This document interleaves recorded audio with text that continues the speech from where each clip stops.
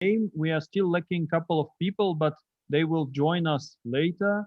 So let me start because we have very tough schedule. And well, first of all, for me, it's a great honor to be a moderator chair of this session on livable or livable cities. And first of all, I would like to say that there are different concepts, well, at least four concepts that are now in practice: a sustainable city, intelligent city, ecological city, and livable or livable city. And well, all of them are different and at the same time very, well, there is something in common, I would say. But today we're discussing livable cities or livable cities, and that mainly means socially inclusive, affordable, accessible, healthy, and of course resilient to impacts of climate change, and so on and so on. So we have perfect examples of both cities and international networks, and I'm sure that today's discussion will be very fruitful and will give us a lot of food for thoughts. And I would like to start with the keynote speech, because hopefully, or thankfully and luckily, we have Professor Carlos Moreno with us. And he is, well, in a way, a guru of urban planning and inventing this 15-minute city concept. And I'm very happy that you were able to join us, and floor is yours. Please be free with your keynote speech.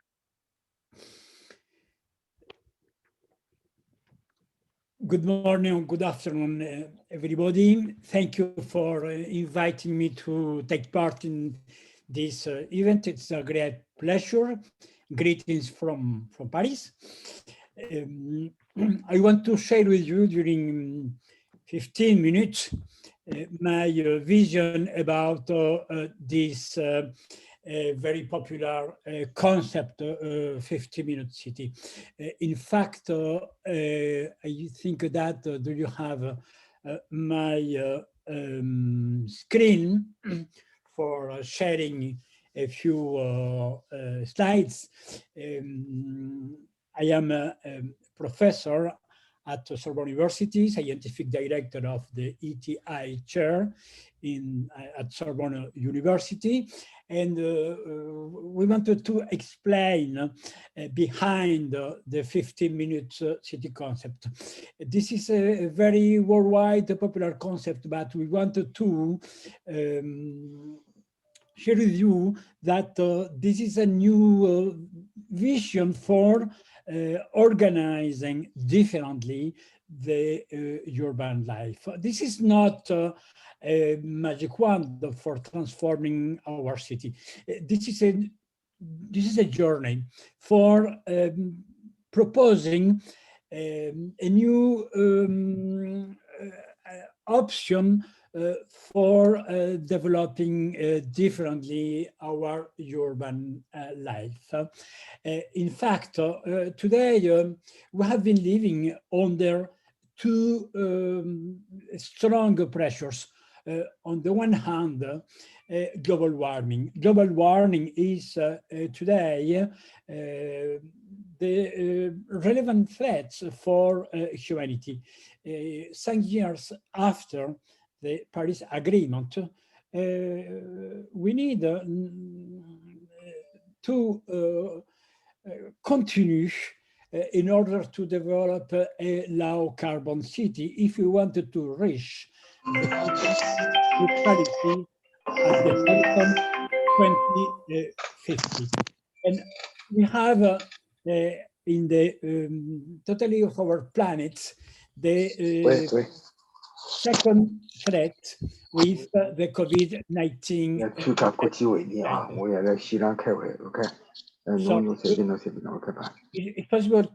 It's possible to switch off the micro, please.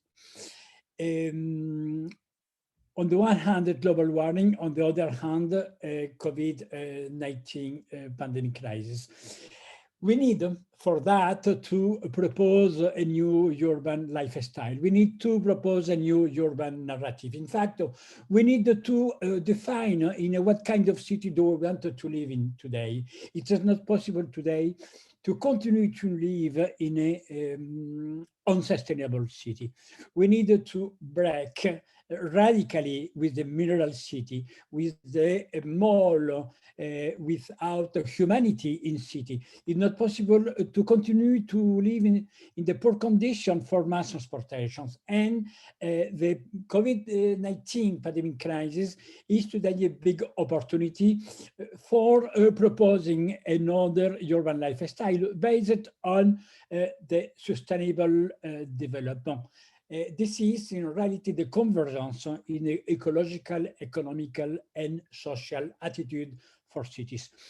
For developing, for implementing the 50-minute city, we need in fact to propose a new urban policy with the local governance, the mayor or the president of metropolises, based on common good. The common good, this is the guarantee for, in reality, propose a new urban narrative if we wanted to swap the mindset, the urban mindset. We need to change our rhythm for living in cities.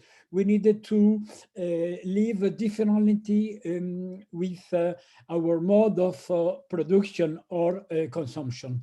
If we wanted to obtain, if we wanted to improve the quality of life of citizens, the way for a sustainable city is based on this proximity.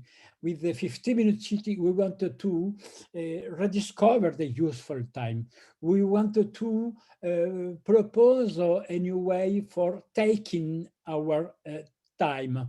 In reality, the modern urbanism after the Second War has been developing a urban lifestyle based on the very strong separation, the very important distances between my home, for example, to my work, and we needed today to propose a new paradigm. We wanted to propose this paradigm of proximity for health and livable cities. The scientific concept of a 50-minute city, in reality, we wanted to rediscover three different elements. The first one, chrono-urbanism, a new rhythm of the city. The second item, the chronotopia. We wanted to use differently, more and more intensive manner, the square meter, the thousands and thousands of square meters. The multi-purpose functions is the key for that. And the third point, this is the topophilia. The topophilia, this is that urban quality for developing a new citizen urbanities, for loving our places, our streets, our boulevards. The 50-minute city for building this new proximity at the time of global warming and pandemic crisis is the convergence of the chrono-urbanism, the chronotopia, and the topophilia. We propose, in reality, a new urbanism human-oriented in cities. And at the heart, we have been developing this new urban ontology with a functional circularity. We have been identifying 6 key urban social functions in the high density cities with the access by low carbon mobilities, by walking or by cycling. And the 6 urban social functions are to live, to work, to supply, to care, to educate, and to enjoy. We consider that if we could provide access within a reduced perimeter for these 6 urban social functions. With the functional mixity, we have the possibility to increase the new indicators for the well-being, my personal well-being, myself, my family, my sociability with my neighbor and my work colleagues, and with the planet, with the low carbon attitude and otherness.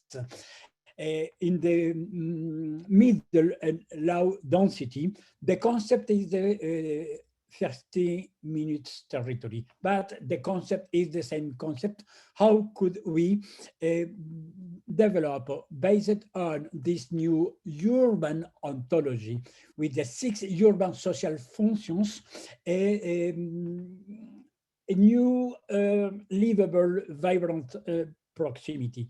Our point of view is, in fact, to dedicate the best efforts for mixing the social functionality, for mixing infrastructures, for reusing square meters, for developing multi-purpose, for developing the one pawn shop, for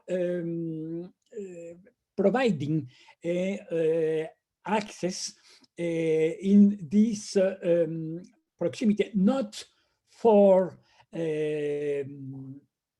developing a new rural hamlet, but to propose a polycentric city. This is a very important point. We want to develop the multi-center city, to spread, in fact, the services in the whole city for breaking with the segregative modern urbanism. We wanted to rebalance the geographic areas in cities. In the city of Paris, for example, we have in the west of Paris the corporate works, in the east the executive people that live, and in the north, in the east, the popular district. We need to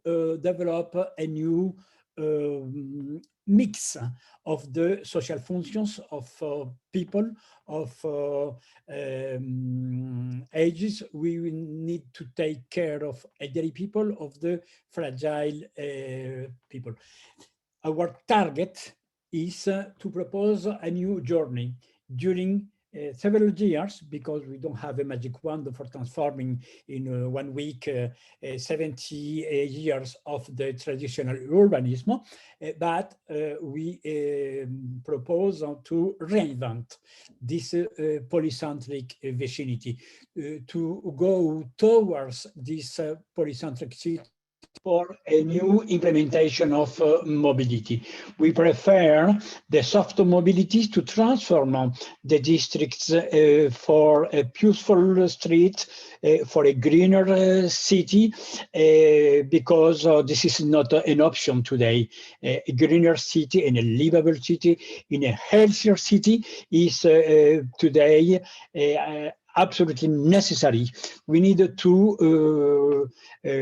go for a new kind of mobility, the chosen mobility and not the constrained mobility. For finishing, I think we are totally convinced in a research team and in the several cities which we have the possibility to work today, that the transformation of the work style is one today of the more relevant factors for transforming cities into city into 50-minute city. We have been living this new configuration in cities because the corporate towers today has become the ghost towers, and this is a new real possibility for proposing a new model for working.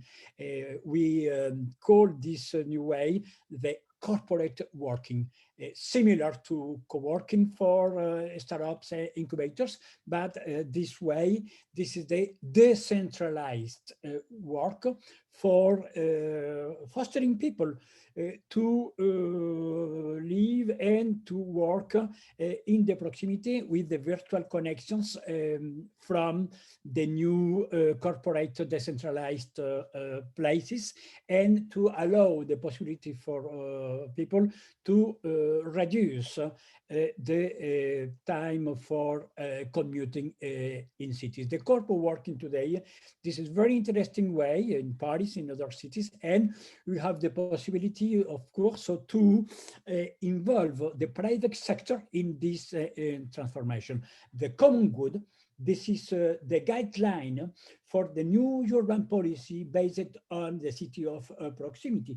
That the urban policy is not only the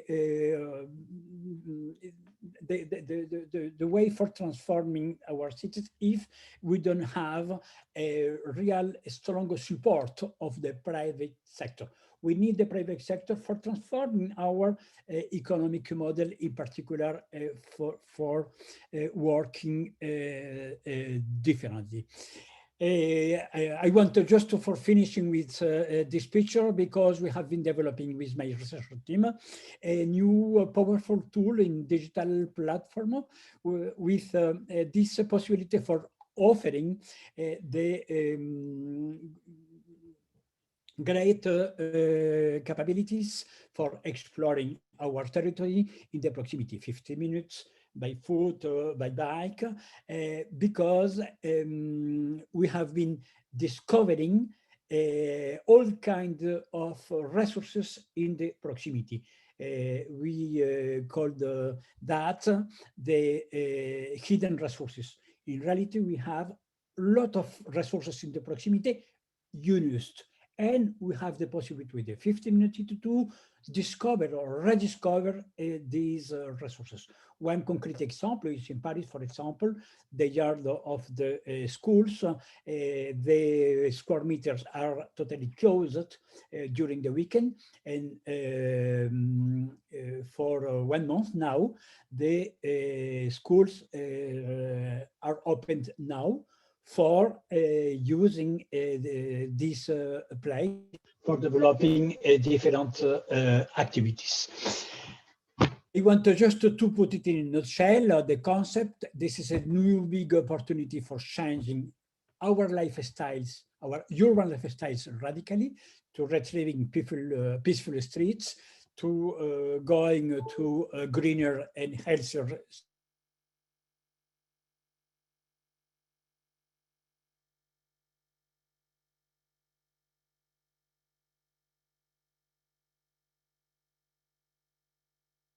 or to have multi-purpose locations in the square meters, and to transform each one of services in a multi-services. In the pandemic crisis, we needed to take care of elderly people, of fragile people, and we needed to spread the health services and the proximity. Thank you very much for your attention, and thank you for your invitation. Thank you very much, Professor Moreno, for your wonderful keynote speech. I have one immediate question, very important one. So your concept in a way means that a city, a big city, turns into a bunch of villages. So like small villages, 15 minutes, small cities inside big city. So in this case, the question is, how can we ensure that this 15-minute city will not multiply disparity? So it can be a 15-minute city for rich, with best schools and best shops and best everything, infrastructure, and also 15 minutes city for well, outcasts. How can we ensure that it works to fight disparity? Yeah, this is a very good question. In fact, the concept is, on the one hand, 15-minute city in a high density areas. This is the case of the Paris inside. And we consider that for the great areas, for the big metropolises, we have the possibility to extend this concept in the way of polycentric metropolises. For example, in Paris, we have the city of Paris and we have the Greater Paris. We have today the project of the railway Greater Paris with a new 5 railway lines and 65 new railway stations.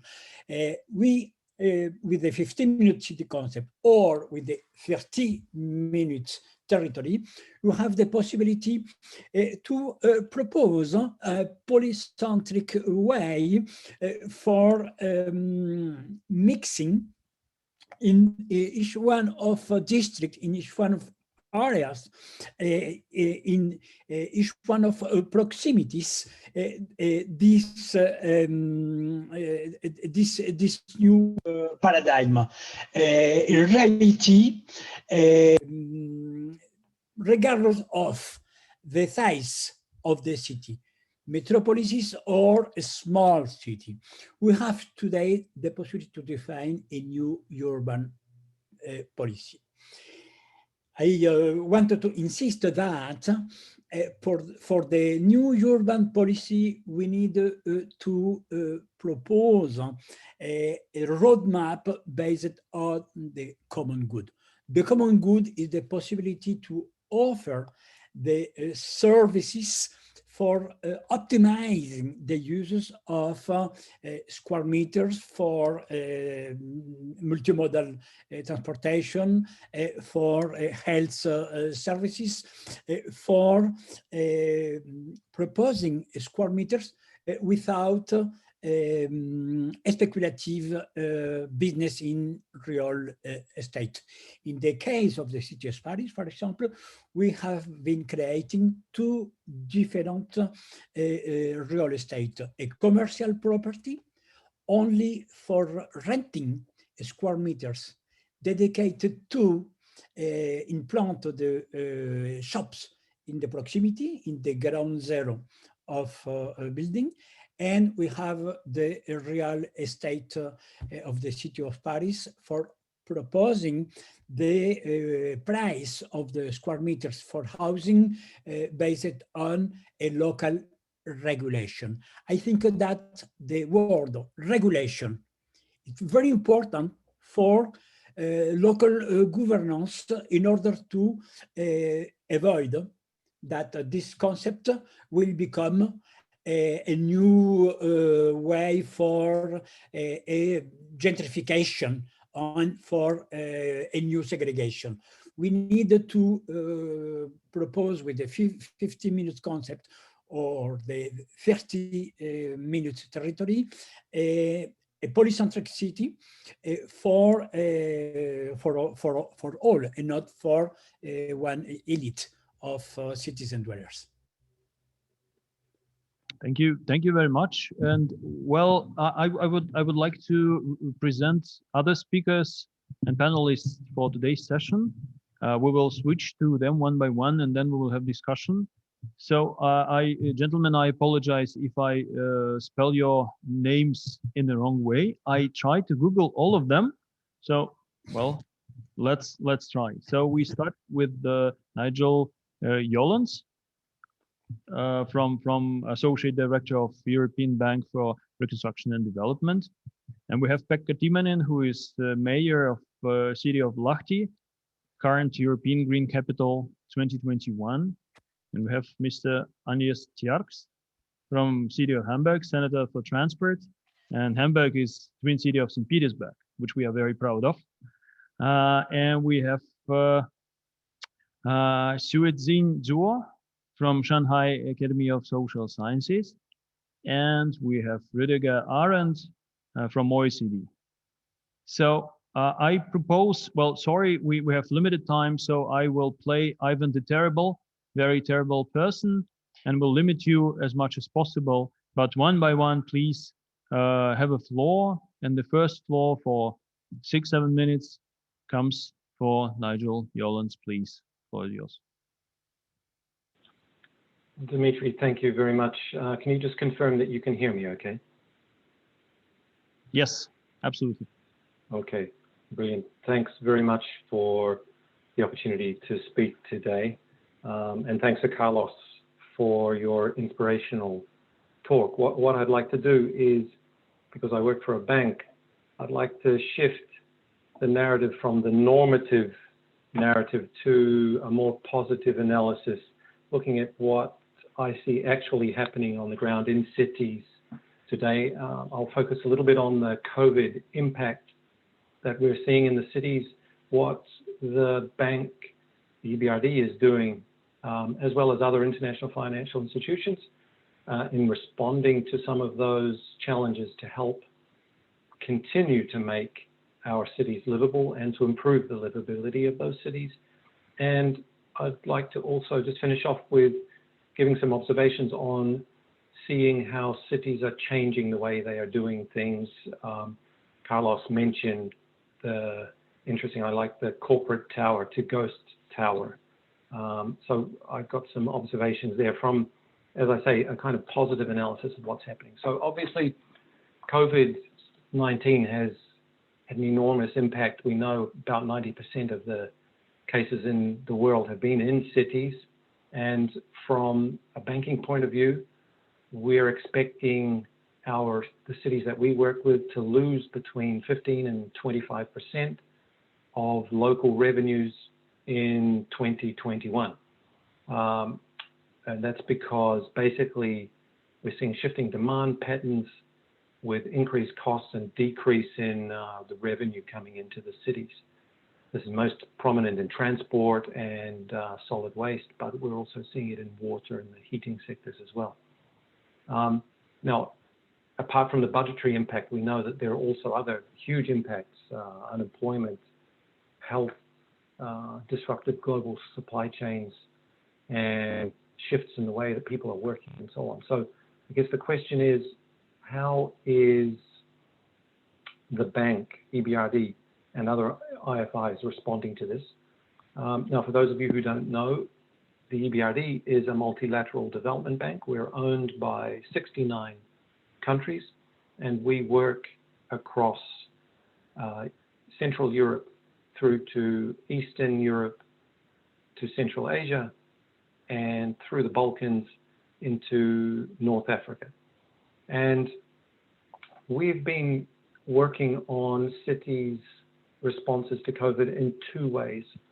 The first is through what we call our recovery package, and the second through our program called Green Cities. And I'll just give a brief indication of how we're doing that under each one. So under our rescue package, we have this thing called the Vital Infrastructure Support Program. We were the first international financial institution to approve this package on the 13th of March, actually, 2020. So very early on.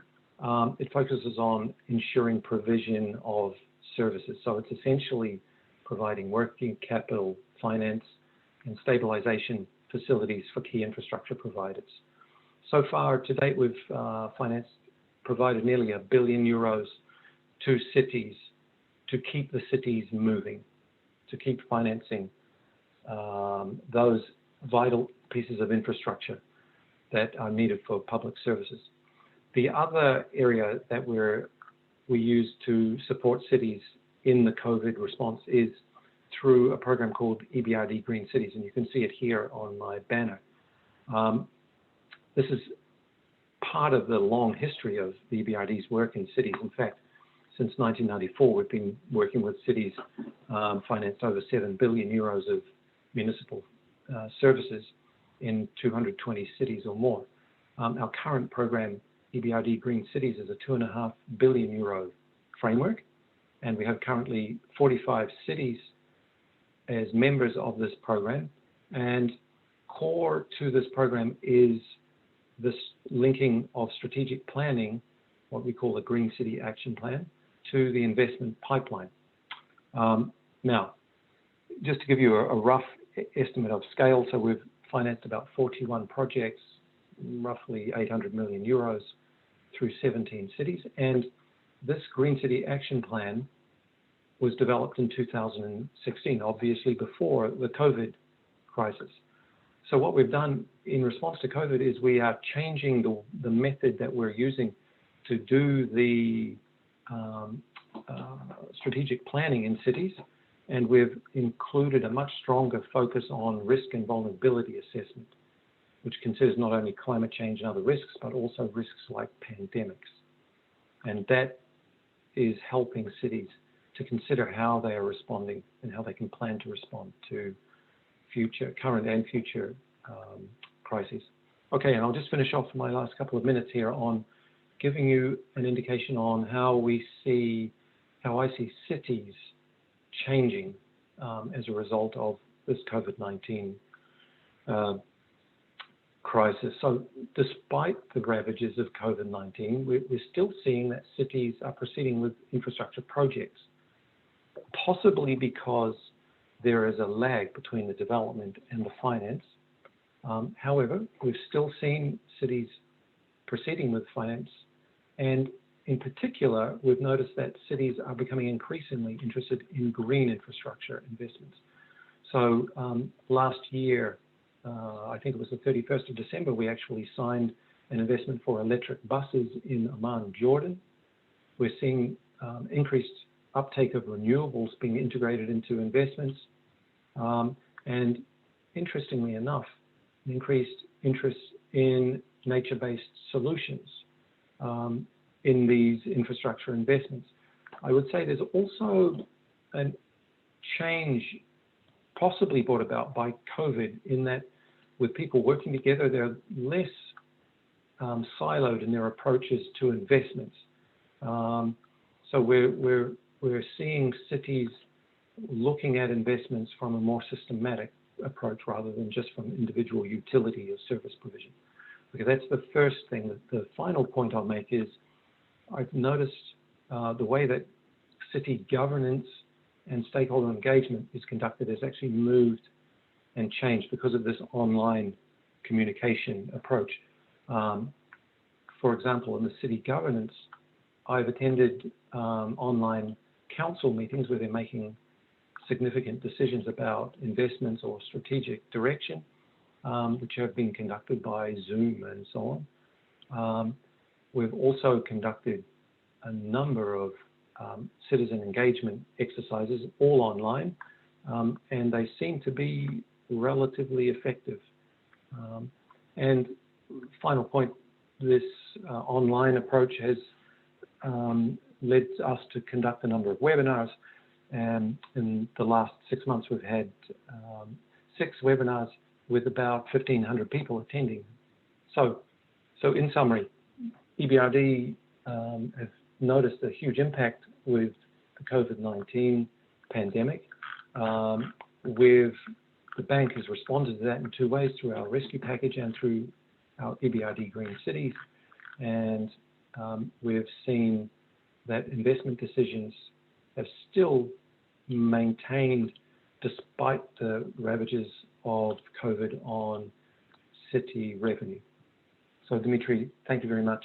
Back to you. Thank you very much, Nigel. And let us go to one of the greeniest cities of Europe so far, to Lahti. And Pekka, please, floor is yours. Thank you, Dmitry, and hello to everyone, and welcome to city of Lahti in southern Finland. You can see the beautiful winter day behind me today. Lahti is a city of 120,000 people and a center of the urban region is 200,000 people. So Lahti is a very average European city.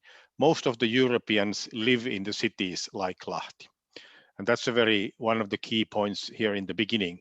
So what Lahti and cities like Lahti do is a very crucial and critical for Europe, because so-called mid-sized cities are the crucial for the transformation.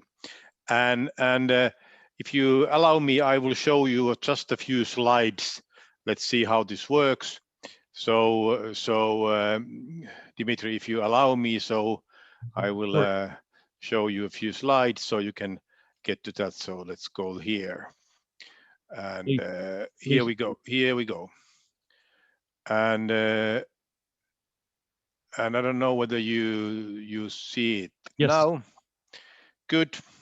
So my point is that that sustainable cities are better cities. And this is already, like Carlos Moreno said, that in a way of improving the city life and also reaching the sustainability targets, we must create better cities, better for social and economic, so better cities for everyone, and also as a business environment. Lahti, as you know, is the European Green Capital this year. Only one city in Europe is selected every year as the European Green Capital, and it's a competition by the European Commission. And you can see the 12 different indicators that the expert commissions are evaluating when the city is chosen as the European Green Capital. And you can see that actually the quality of life and the livable cities is very much, of course, linked to the sustainable and environmental goals of the city. Better air, better water, less noise, air quality. Kind of a 15-minute city is also, Carlos, probably a much more sustainable city too, and it must be so. But anyway, so Lahti is so we are kind of the flag carrier of the sustainable cities in Europe and moving forward. But basically saying my point, sustainable cities are and must be better cities in order to motivate people to move forward, but also having a very holistic approach to the climate and environmental issues. Just to show you what we in Lahti have been able to do, and we are not the most resourceful city. Lahti is an industrial city, making a transformation now from the old industry background to a modern environmental city, and a very new university city, and etc. So if we can do this, most of the cities can. We have already cut our emissions by 70%, and we will be carbon neutral by 2025. That's tomorrow, dear listeners. We have been able to reach several energy consumption goals. Our district heating production, we said yes, 2019, we said goodbye to coal and all fossil fuels. So energy transformation has done by the city and investing a lot of money, also using European funding for the energy switch. And also utilization of waste, circular economy, but also how we do our waste management. We don't have a landfill anymore. It's gone, it's history. Only 1% of our municipal waste is not utilized or recycled. So by 2050, we are aiming to close our system, so no waste city is also possible. So just telling you that how cities, making a livable city and making more sustainable, they go hand in hand. And yes, you can do results. The most important thing is to start now. The earlier you start, the further you get. And Lahti has a very long tradition already on ambitious environmental goals. Our climate program was accepted in 2009. But also changing the urban mobility, as already said here. It's not only about from cars to electric buses.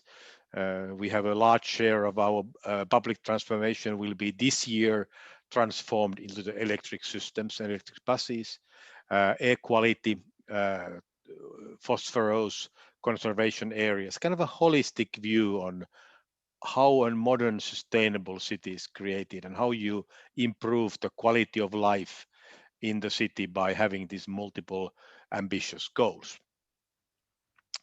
And as said, our target is to be carbon neutral, and we are already long in our journey, but again, also the carbon neutral city must be a better city for citizens, businesses, everyone. So we cannot reach that if we are not engaging the community to our goals. And we have actually used very different methods to engage the community, and that's very important. How you engage a livable city, in my thinking, is a city where the citizens are actively engaged and participating into city development.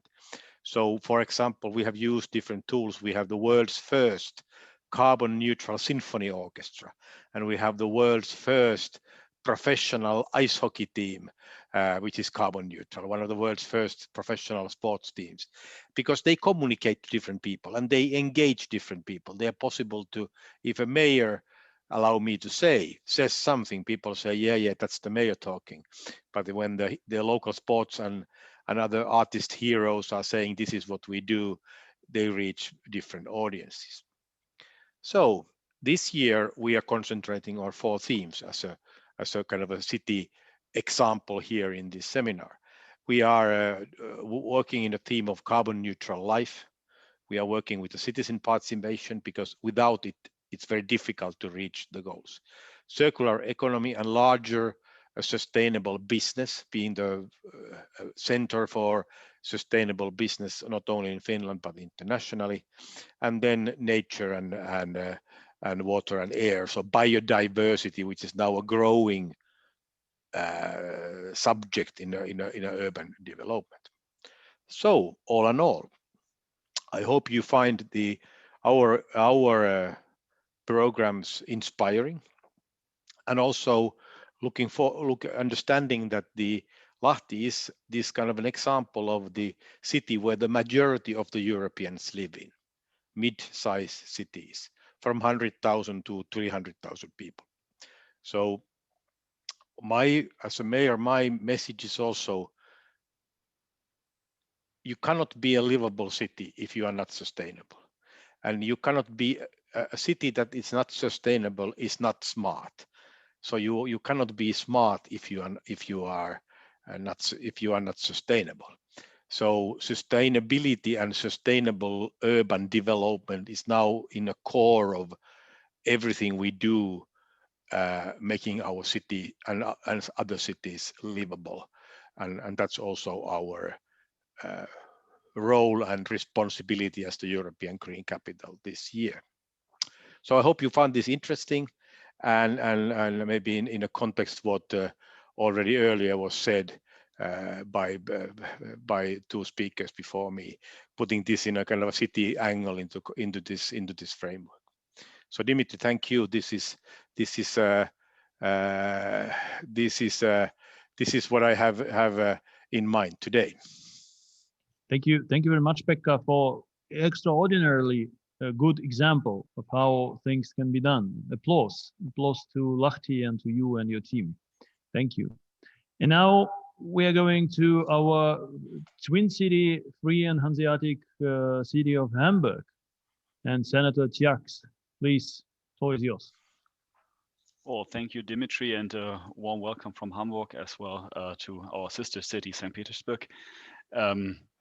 Thank you for the inspiring presentations from Lahti, Mr. Mayor, and also from Paris. I think Hamburg is somewhat a city in between. We're having about roughly 2 million people. And as you might all know, Germany is a car manufacturing and a car loving country. And I'm here to present you some ideas from the traffic because I'm Germany's first minister for traffic or mobility transition. So in our car country, we're now trying to transfer Hamburg into a city which is, in traffic terms, a more livable, greener city. And it's very inspiring to hear that many other European cities and also the European Commission as well is going this way, because I think we need pressure on all political levels in this respect to win the case.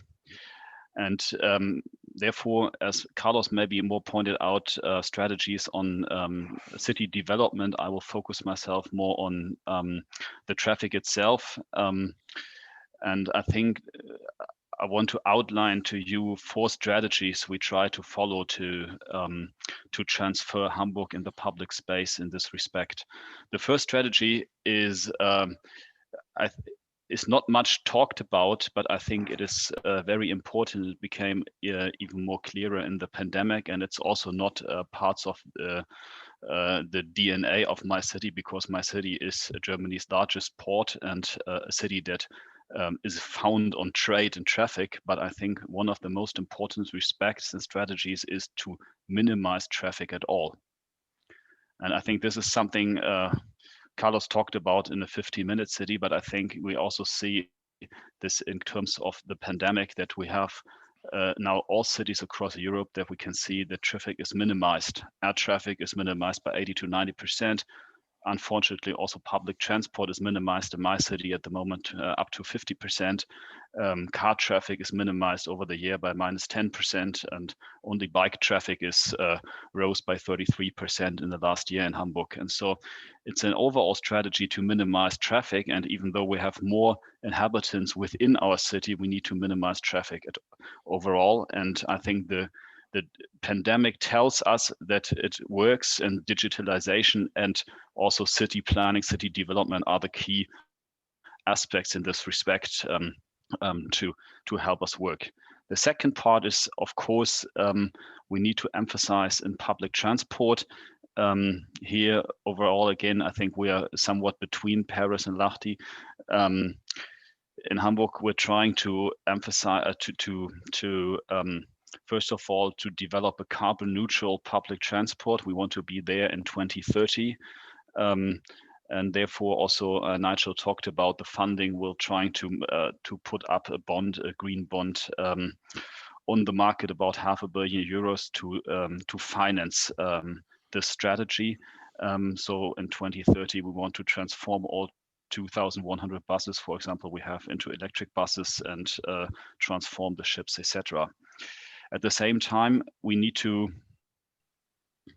build up public transport, because we need to have more ways within public transport to meet our climate goals. And even though I'm a convinced cyclist, I know that at least for Hamburg, I can tell you that reaching our climate goals, we need public transport even a bit more than just cycling. Whether cycling is like the emotional heart of mobility transition, public transport is the backbone for meeting our climate goals. And therefore, we're also trying to create new subway lines, new train lines. Overall, we're trying to build 36 new stations within the next 20 years, and to give 500,000 people a new way of taking trains within Hamburg. At the same time, what we can see across Europe, I think, is, of course, cities trying to get better in cycling, and many people look to the Netherlands, look to Denmark, how to enhance their cycling ways. We do too. However, most of the times cities are either good in cycling or they are good in public transport, and it's not so easy to find a city which is good in public transport and in cycling at the same time, because there are also conflicts, for example, between buses and cyclists, and we are trying to develop both of these systems at the same time. We'll have some problems with this, to tell you the truth, but in the end, I think we're trying to move forward on both areas. For example, we created 62 kilometers of new cycling ways last year, and this year will be even better. The fourth outline I want to give you is, I think we need to work with the digitalization also in the public transport especially, but also with cycling and cars. Within digitalization, the European train control system allows us to put a lot more trains on the same infrastructure we already have, and it is much quicker to enhance these systems. You can do this within 5 to 10 years than building new subways or new train lines. And therefore, digitalization in the train sector, also for bikes, concerning traffic lights, for example, but also to bring public transport in the outer skirts of your own city by on-demand mobility systems we're trying to develop within the ITS World Congress next year, or this year in Hamburg. We're trying to use digital approaches to enhance mobility. And last but not least, to come back to the origin, livable and green city. I think in Hamburg we would always say, maybe other cities would say this too, at least for Germany, we're the greenest cities, and concerning especially trees along the roads. And this always has been traditionally a big topic in our city. And the question is how we can develop streets towards blue-green infrastructure. And there are many things about this: planting the trees at all in the beginning, finding the places, giving them the place, but also trying to to clean the water with the blue-green infrastructure from the streets, and at the same time also try to capture the water for the heating periods in summer, which we already also experienced in Hamburg the last summer and the 2 years before, so that the trees can still grow and live within these periods and spend shade for the people and pedestrians. And therefore also this development of a blue-green infrastructure, I think, is the fourth outline. So to sum up, first of all, minimize traffic overall, then enhance public transport, make it green, enhance cycling, try to find digital solutions, and plan with blue-green infrastructure. Those are my 5 key topics. Thank you. Thank you very much. Also very inspiring example. St. Petersburg is, well, in a way bigger than Paris, and we are looking for, well, Lahti case is very good, but Lahti is bit smaller than St. Petersburg, and we are thinking like, well, maybe we need other examples too, but combining different approaches at the same time is wise strategy, I think. So thank you very much. And now we are going to the other part of the world, also to the partner city of St. Petersburg, to Shanghai, and Professor Xuejin from Shanghai Academy of Social Sciences. Please, floor is yours. Okay, can you hear me? Hi. Yes. Oh, okay. This is Xuejin from Shanghai.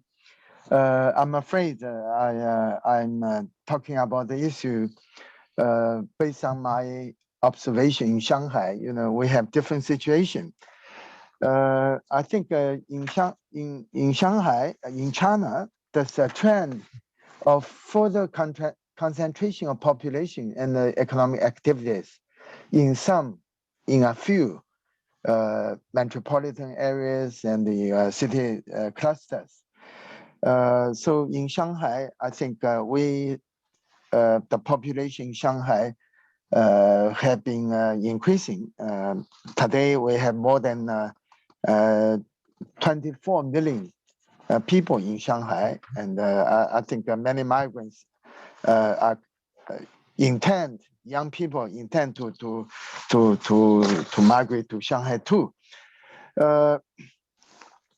So one of the debates in the government policy is whether we should favor the growth of big cities or we should favor the growth of small and medium-sized cities. I think today the official policy is to contain the growth of big cities, like the in-migration to cities. There are some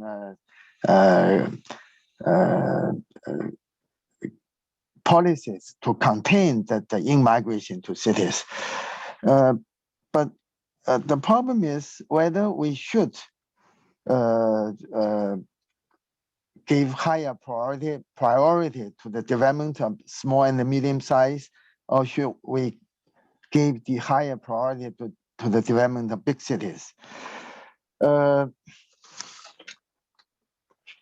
think the breakout of the COVID-19 pandemic seemingly provides some empirical evidence that to the argument that the high population density in the large cities would increase the risk of infecting the disease, communicable disease.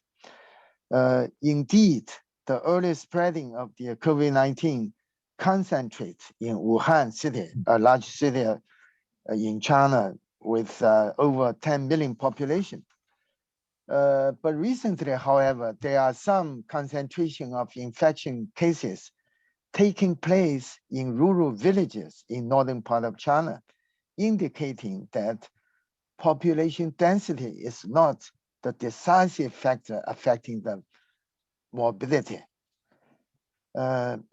As compared with cities, although countryside has lower population density, on the other hand, there are fewer healthcare facilities and services. And even in the countryside with low population density, there are also events of massive gathering of population in the countryside, such as celebration of traditional holidays, weddings, and the funerals. You know, in some, there are some events. Once there are a few unknown patients participated in these events, the risk would not be detected before the infection becoming widespreading and severe. So in the perspective, on the other hand, in the perspective of international comparison, I think the disease has been better controlled in East Asian countries with higher population density as compared with the European and the American countries with relatively lower density. So one of the China's strategy to contain the spreading of the disease is to make every effort to prevent the community infection. So it seems that the high costs are involved in this strategy because you have to take some very severe measures. However, with the prevention of the spreading of the disease in the communities, it can save the overall cost and the better control of the disease. Based on the changes in the spatial distribution of the population, the future trend will be further concentration of the population in some central cities, their metropolitan areas and the related city clusters. I'm talking about the situation in China and probably in Japan and the Korea too, but it may not be relevant to European countries, I'm sorry. But in China, we see the trend of concentration. Of course, such concentration in megacities like Shanghai would lead to some problems like traffic congestion, high prices of housing, etc., and imposing negative impacts on the residents, especially those low-income residents in the cities. So to make the megacities more livable, we should avoid building single center cities like Beijing, okay, by planning and building multi-center cities. Recently, Shanghai municipality is paying more attention to the development of 5 suburban second-tier cities in the metropolitan. So we have 5 suburban second-tier cities in Shanghai metropolitan. So it's important to create more employment opportunities in these 5 suburban cities so that more residents can work and reside in those cities to reduce the commuting between the central and the suburban cities. So many young people now are working in the central part of the municipality and they live in the suburban part of the city because the housing price there, the rent there is cheaper. So, but that creates a lot of commuting traffic. In addition, Shanghai municipality should pay more attention to the development of Shanghai metropolitan, consisting of Shanghai municipality and the surrounding areas, including surrounding cities, so that people can share the work and the housing space cross the boundary of different administrative units. So I think I'm afraid that the focus of my talk are rather different from the previous speakers. But again, I would like to say this is my talk is based on my observation in Shanghai and China. Thank you very much. Thank you very much. Okay. Very interesting experience. And what I already said, this is the case of a huge city, which is even more developing and more growing and needs more improvements And well, in planning of improvement of the city that is still developing from one point of view is a challenge and opportunity. So, well, good luck in turning Shanghai into more comfortable place and a livable city. And we have the last but not the least speaker, Rudiger Ahrend from OECD. So please, floor is yours. Okay, thanks for inviting me. I'm trying to put in some slides. Hope that works. Sure. Can you see slides? Not yet. Okay, I think it's coming. Okay, I think it's working now, right? Yes, we can see. Okay, great.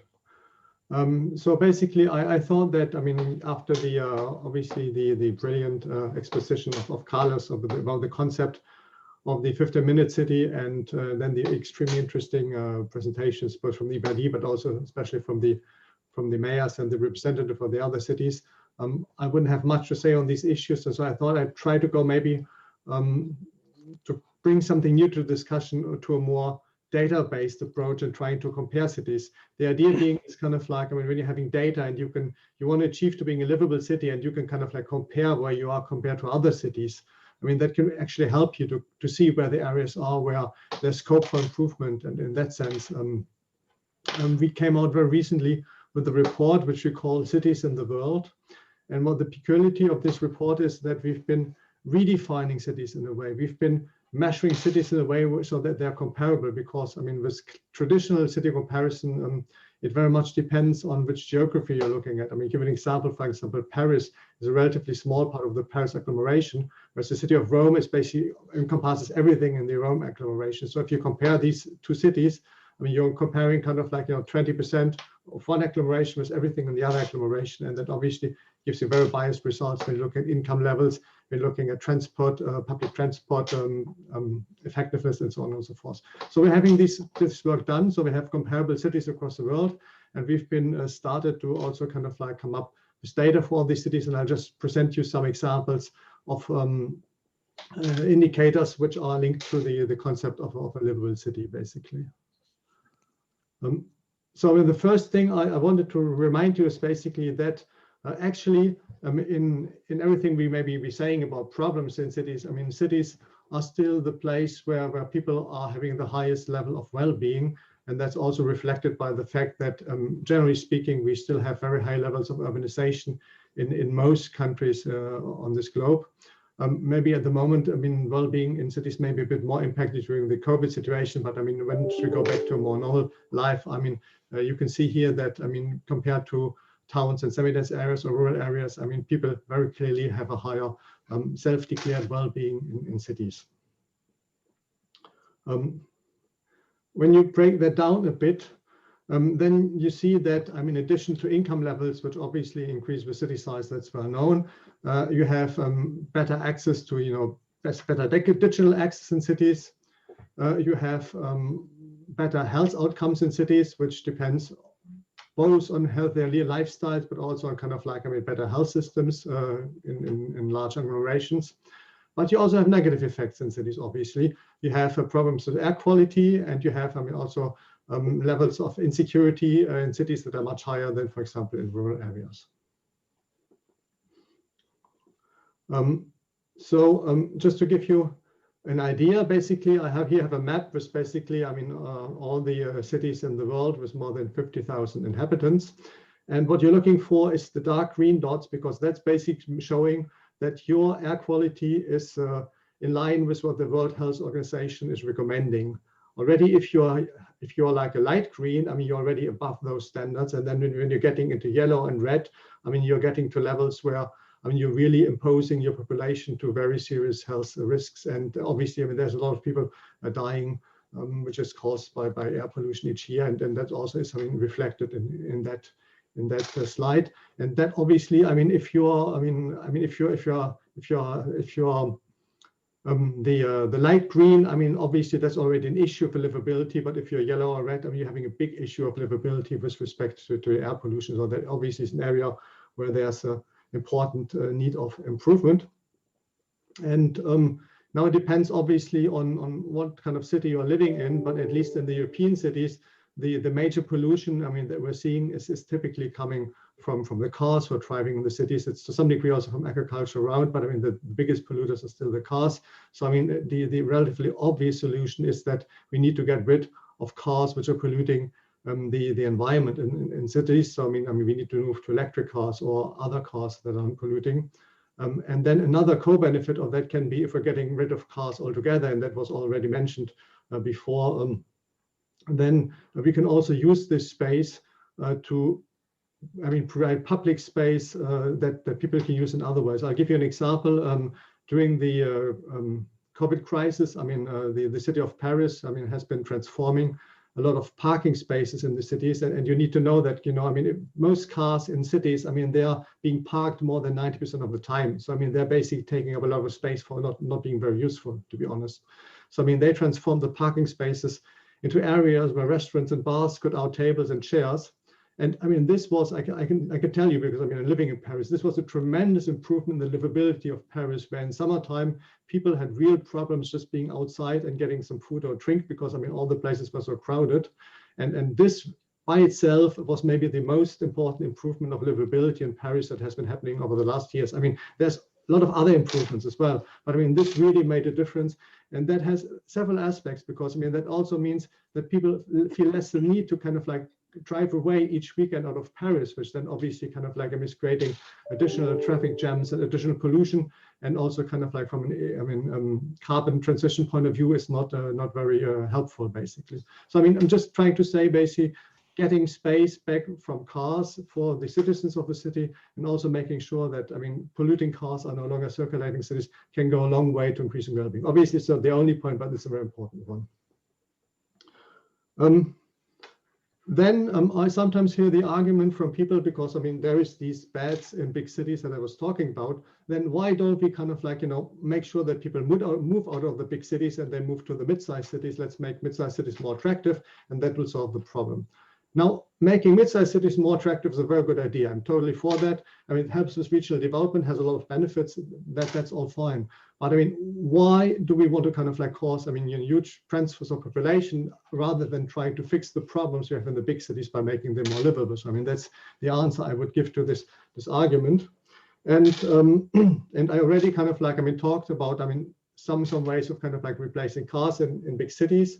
Then obviously, I mean, we need to move to more active transport. I mean, as Carlos already mentioned, we also kind of like need to make better use of the e-rollers. For example, in Paris, I mean, we have parking spaces now, so that's good, but we don't have enough of them. So I mean, that would be useful to have some more, at least in certain parts of the city.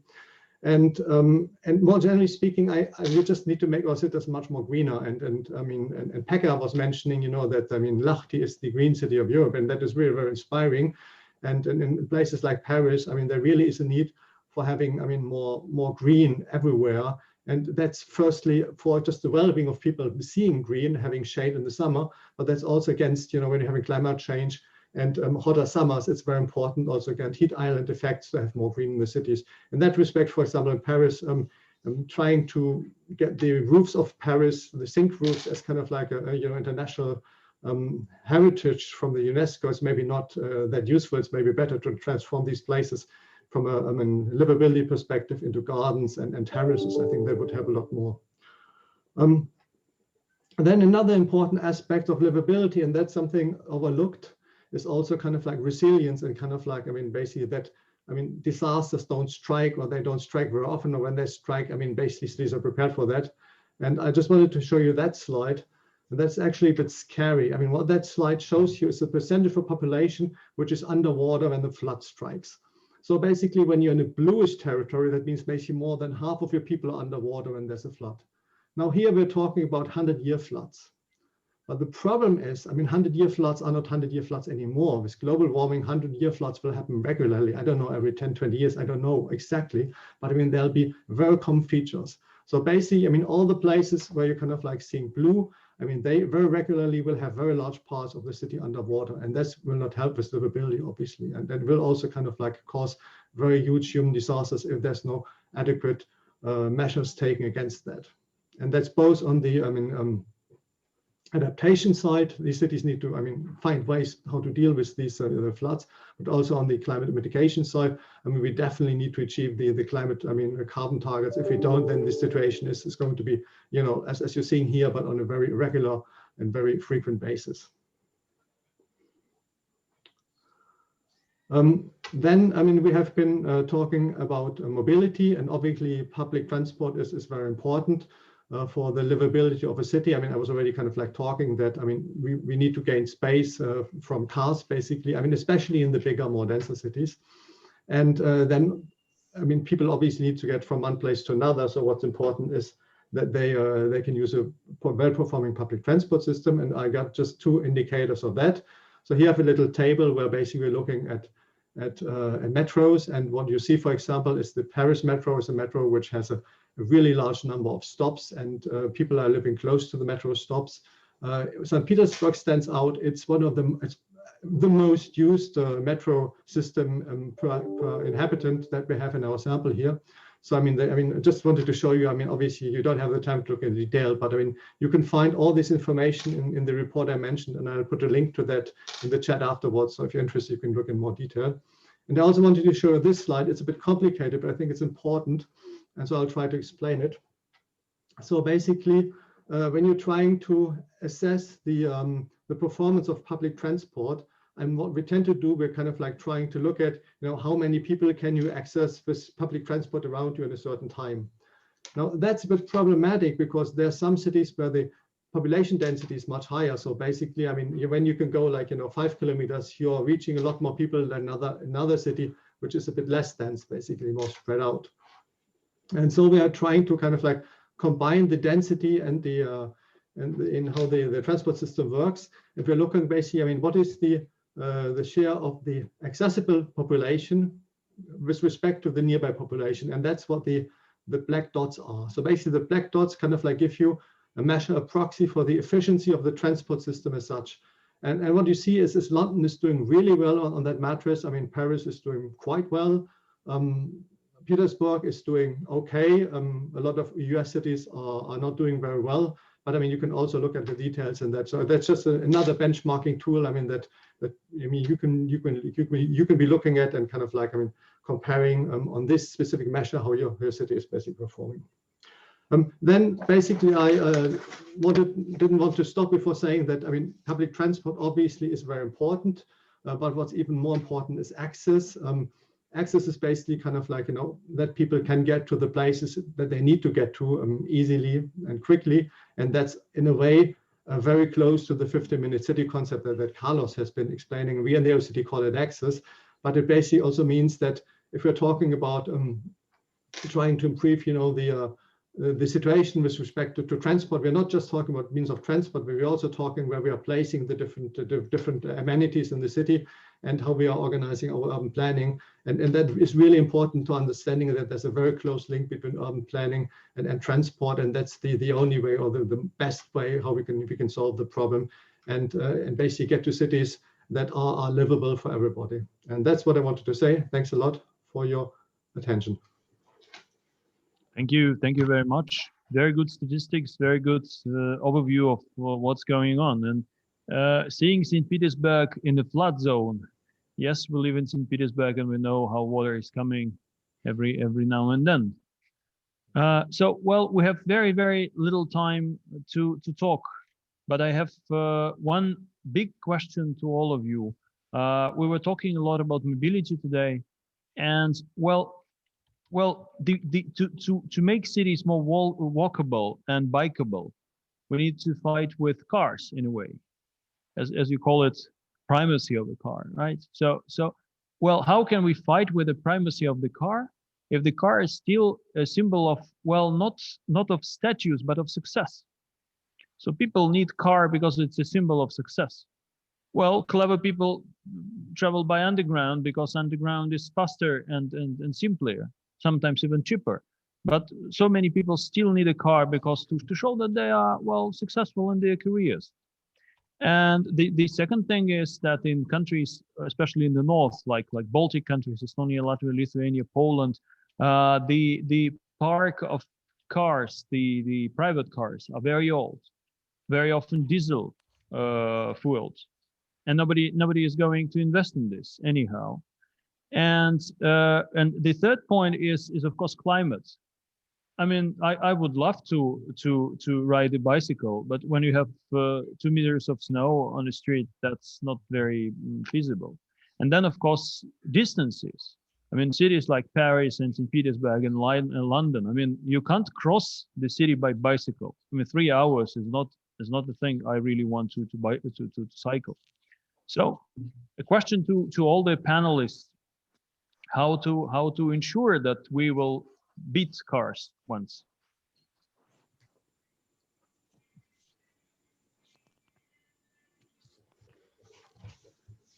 Microphone. Sorry. I could comment as city of Paris about cars in city. The mayor of Paris is very, very clear about it.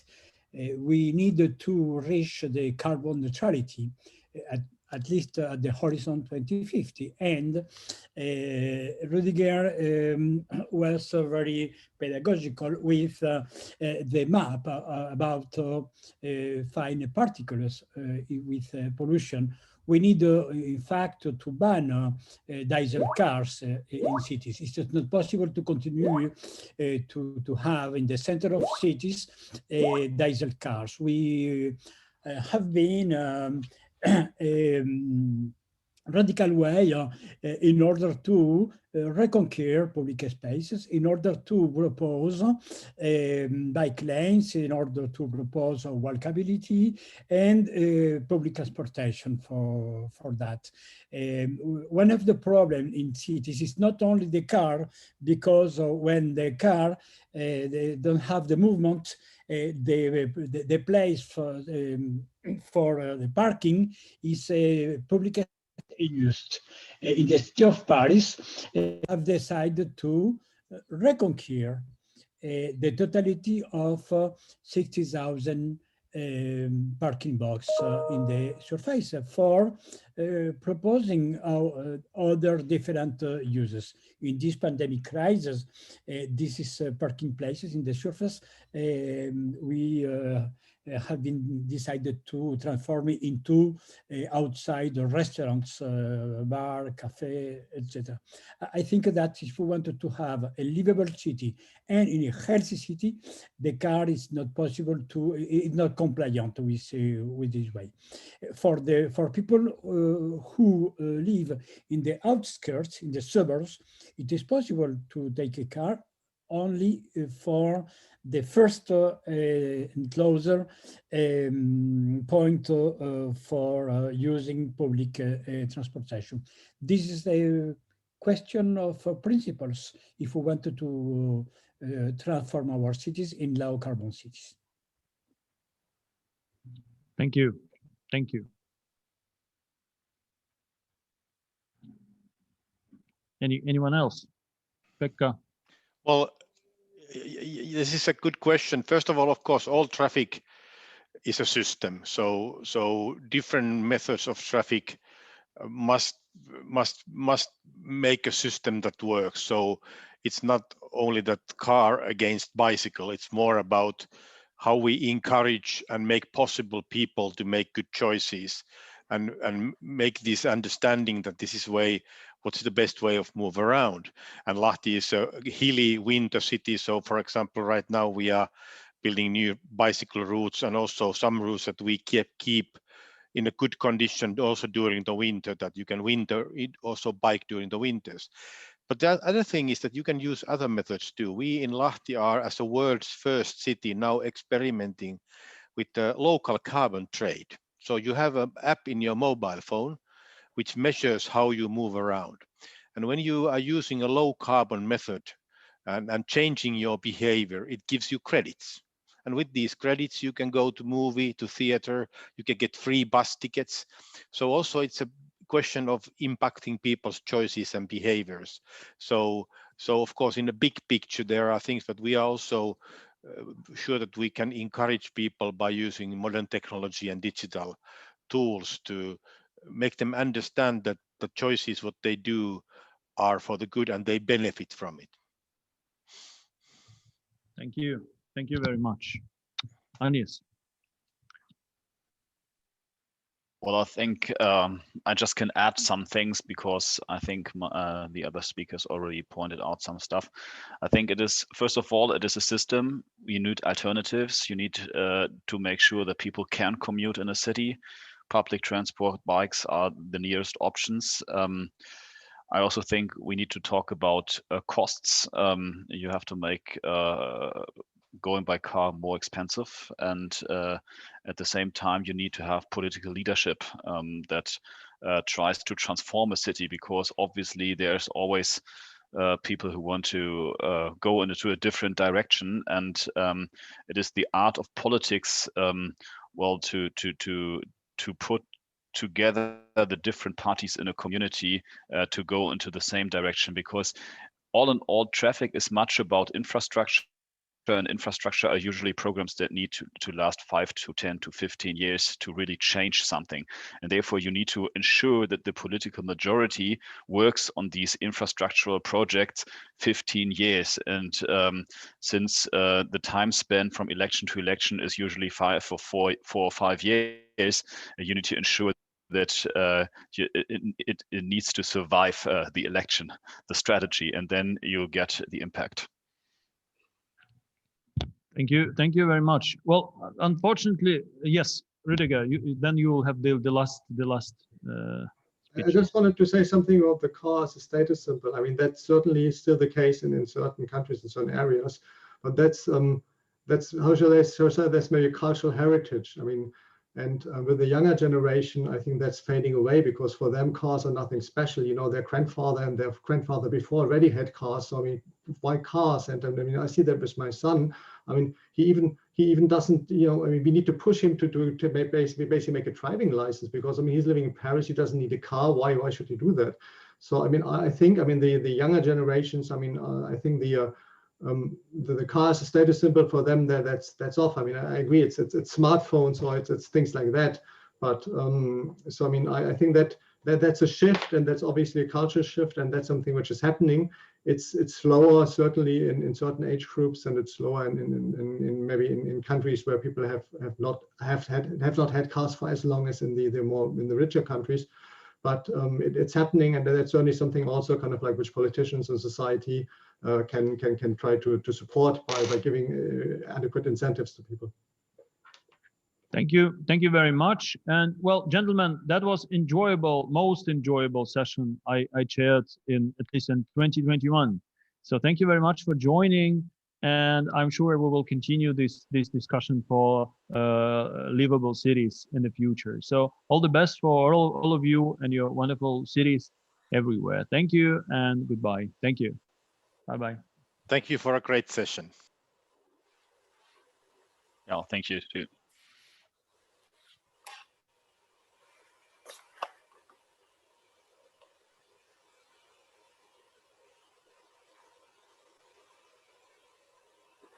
Hello, everyone, and welcome now. And with a very short transitions, I'm very pleased to welcome now Henning Boppel, the director of the Hamburg Institute for International Economics, who is going to introduce our keynote speaker today, Professor Jeffrey Sachs, the director of the Earth Institute at Columbia University.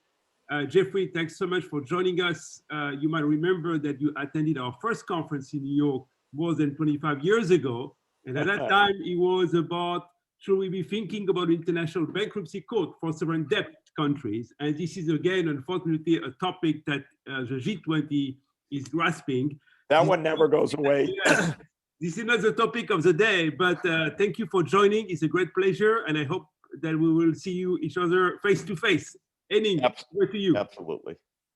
Yeah, thank you very much, Mark. Ladies and gentlemen, dear friends and guests, my name is Henning Füppel. I'm director of the Hamburg Institute of International Economics, and I'd like to welcome all of you to the closing panel of this conference on the post-COVID era, redefining and redesigning the global economy.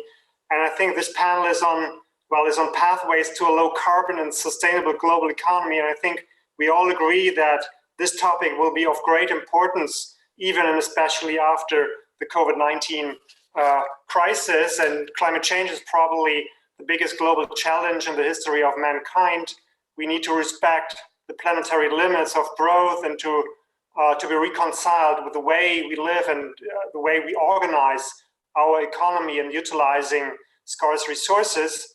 But of course, we cannot simply switch from a fossil state of the economy to a non-fossil, decarbonized state of the economy. So we have to talk about transition and transformation and how to create change. So on pathways to a new economy, and I think infrastructure is important, institutions and innovation are the key factors to this regard. And Mariana Mazzucato has emphasized the importance of public sector missions, or what she called missions. But changing incentives and accountabilities are also important in order to align the private sector, so consumers and firms, to this pathway. So we have some fundamental changes ahead of us, and also the question whether or not capitalism and globalization can contribute or is probably part of the problem is very important to this regard. So we will first have a keynote, and I would like to welcome and introduce Professor Jeffrey Sachs. He is director of the Earth Institute and, well, one of the most renowned economists in the world. And Jeffrey, we met in 2017. You were attending in Hamburg at the G20, and from then on, we were trying to get you on board for a conference, and today it's going to happen. So we are very grateful for your time. We appreciate your time. And Jeffrey, the floor is yours. Henning, thank you very, very much. That was a wonderful G20, by the way, in Hamburg. What a joy to hear Ode to Joy of Beethoven played to the world leaders that evening at the concert hall, and to see even Donald Trump smiling to the music. So that was an extraordinary memory for me. Thank you, everybody. And Mark, thank you so much for your leadership and organization of this great effort.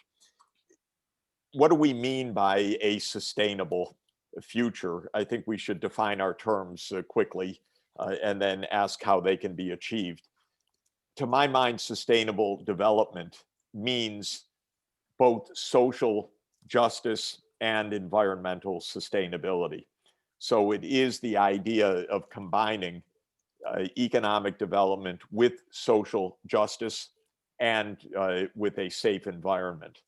We have not accomplished that goal during the 30+ years since sustainable development has been our supposed organizing principle. The world economy, even before COVID-19, was less and less fair, and the environment more and more degraded with the profound threats, not only from human-induced climate change, but the collapse of biodiversity, mega pollution. Reading a study just a couple of days ago pointing out that air pollution accounts for perhaps 1 in 5 premature deaths in the planet, and these zoonotic events with ever greater frequency, not only SARS-CoV-2, but SARS, H1N1, Nipah, MERS, and other emerging diseases. We have an environmental catastrophe underway. We have a social crisis that is very, very deep. And we have a commitment to a comprehensive approach to solving the challenges of not only economics, but society and environment. Well, we're not doing so, partly because the economic models within our individual countries are deficient. The United States is a vivid example of a country that is extremely rich, but extremely unfair, profoundly racist, high inequality, great injustice, and the oligarchs of the United States never caring about the environment until very, very recently. So the US is an example of a country that can become very rich but fail utterly in sustainable development. The other reason we fail in sustainable development, of course, is the lack of global cooperation, because all sustainable development objectives, both social and environmental, require a high degree of global cooperation. But we are not in a cooperative world environment. We are in a competitive to hostile world environment. Again, I put a lot of the blame on the United States as the world's most powerful country militarily. It has done a great deal of damage to international cooperation over the past 30 years, not being part of UN processes, going to war unilaterally on multiple occasions, imposing unilateral sanctions, politicizing the dollar, even though that's the US, the international key currency, and now trying to instigate a Cold War with China, at least during the Trump years. So if we don't solve our domestic problems of oligarchic economic structures, and if we don't solve our international problems of lack of cooperation, we don't achieve sustainable development, because market forces by themselves can produce wealth, but they do not produce social justice and they do not produce environmental sustainability. So how do we get to where we want to go? I think the starting point is clarity of our objectives. And here the world is better at stating objectives than it is at achieving them. But I think it's notable that the world has stated several absolutely valid objectives. The Sustainable Development Goals is an impressive set of short-term objectives to the year 2030.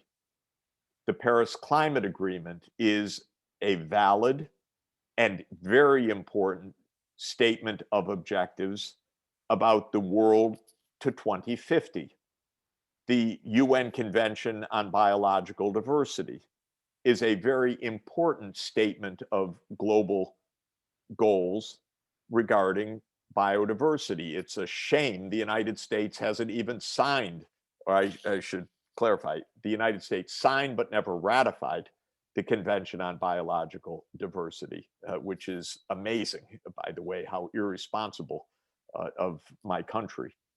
So we have a number of important global goals. I would say they are capped off by our human rights goals. The Universal Declaration of Human Rights is a set of goals about human dignity and economic justice, the right for every human being to have access to healthcare, education, and social protection.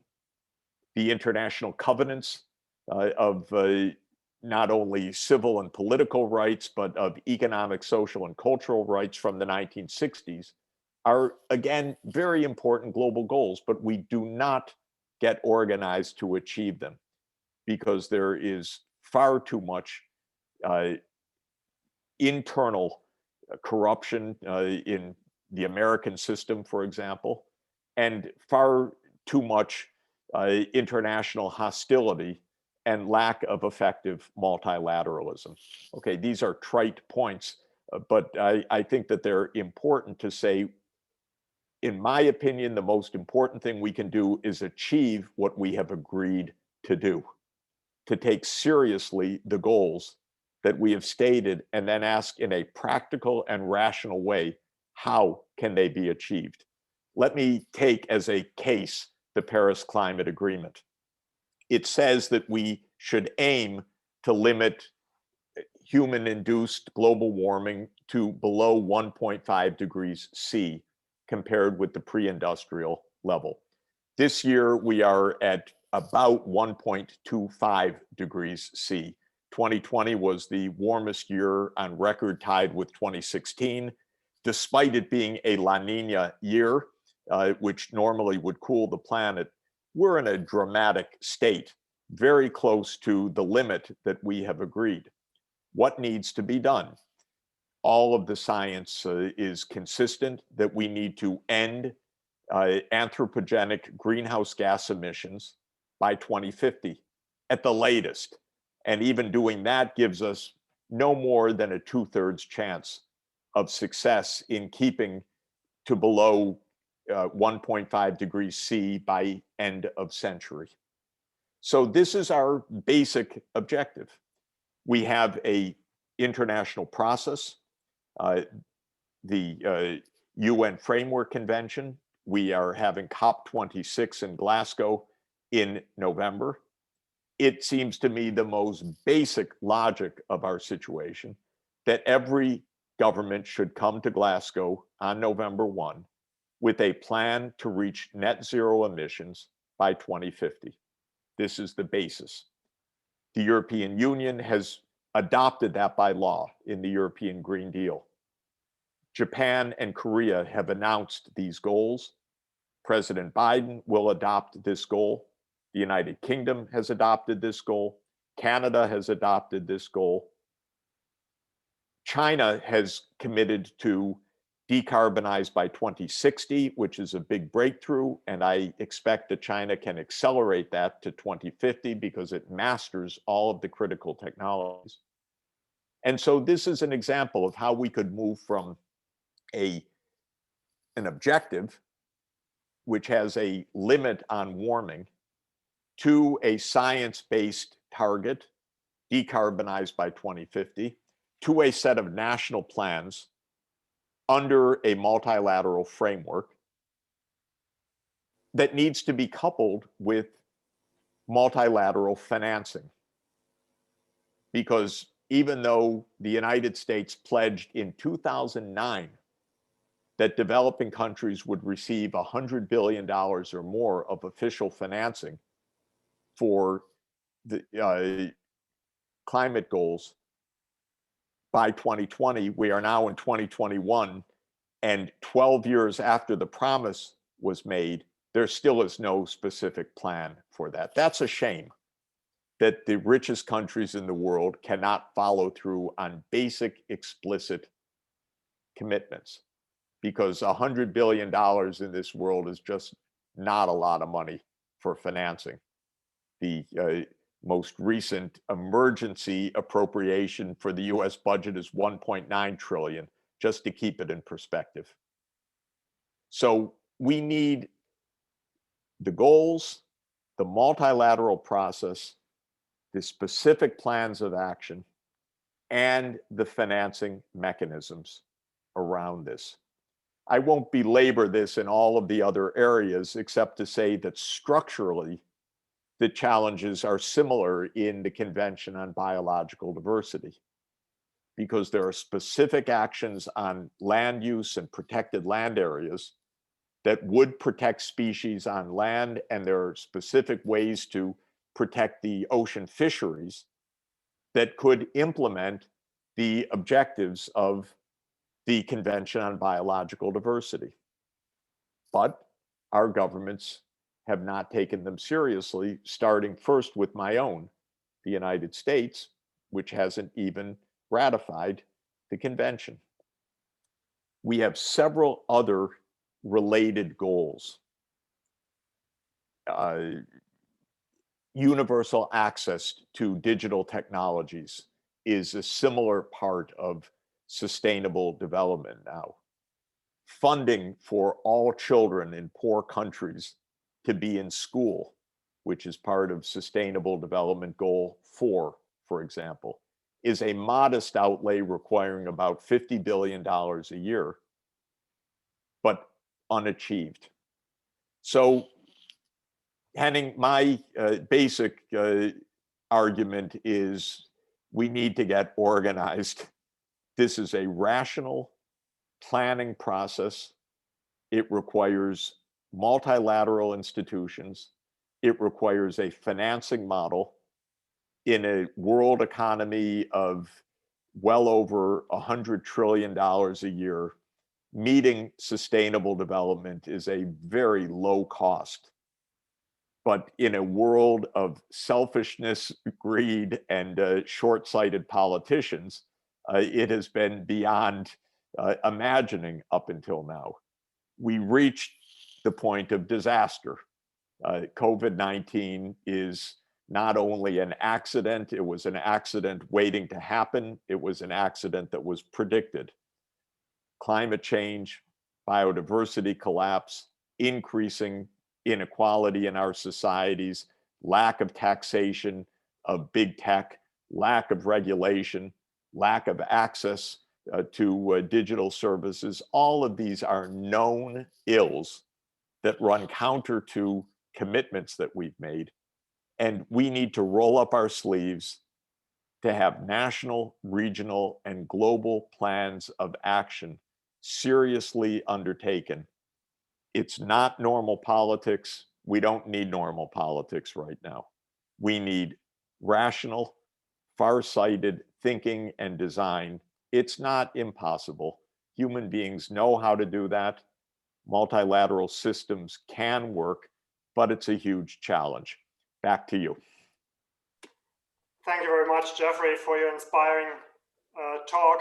And if there's some time left for another question, I would like to ask you, or to put it this way, I mean, in history, technology development and innovation was not directed to a clear target or objective. This time it's different. I mean, we have a clear objective that's clear. I mean, by 2050 or even earlier, we have to be fully decarbonized on a global level. How optimistic are you in terms of technology and innovation? I mean, or to what extent? I mean, you said coordination is required on a global level. To what extent cooperation is needed, and also redistribution? I mean, by 2050, we will have 3 billion more people, and these people are will be born into developing rather than developed economies. So how can we do that? How optimistic you are? What combination of different policies do we need? I think the technological barriers are the least of our problems, actually. Even the development of vaccines within 1 year, which is unprecedented for vaccine development, shows us that we are in an accelerated technology mode. The digital revolution and all that that means for biotechnical, for material science, for renewable energy and so forth, is operating at a remarkable pace of progress right now.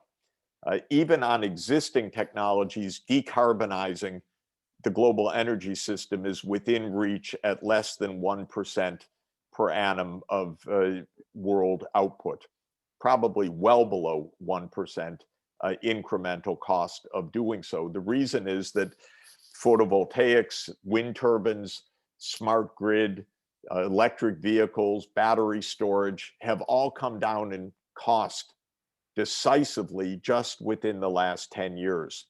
So we're not even beyond technological means with the current technologies, but the acceleration of improvement is dramatic. We've actually very often organized mission-driven technologies. I happen to be doing a lot of reading these days about the original Manhattan Project to develop the atomic bomb in World War II. It's an example, first of all, of accelerated, directed technological development, but it's also a reminder that it often comes in the context of war and comes in the context of national interests rather than global interests.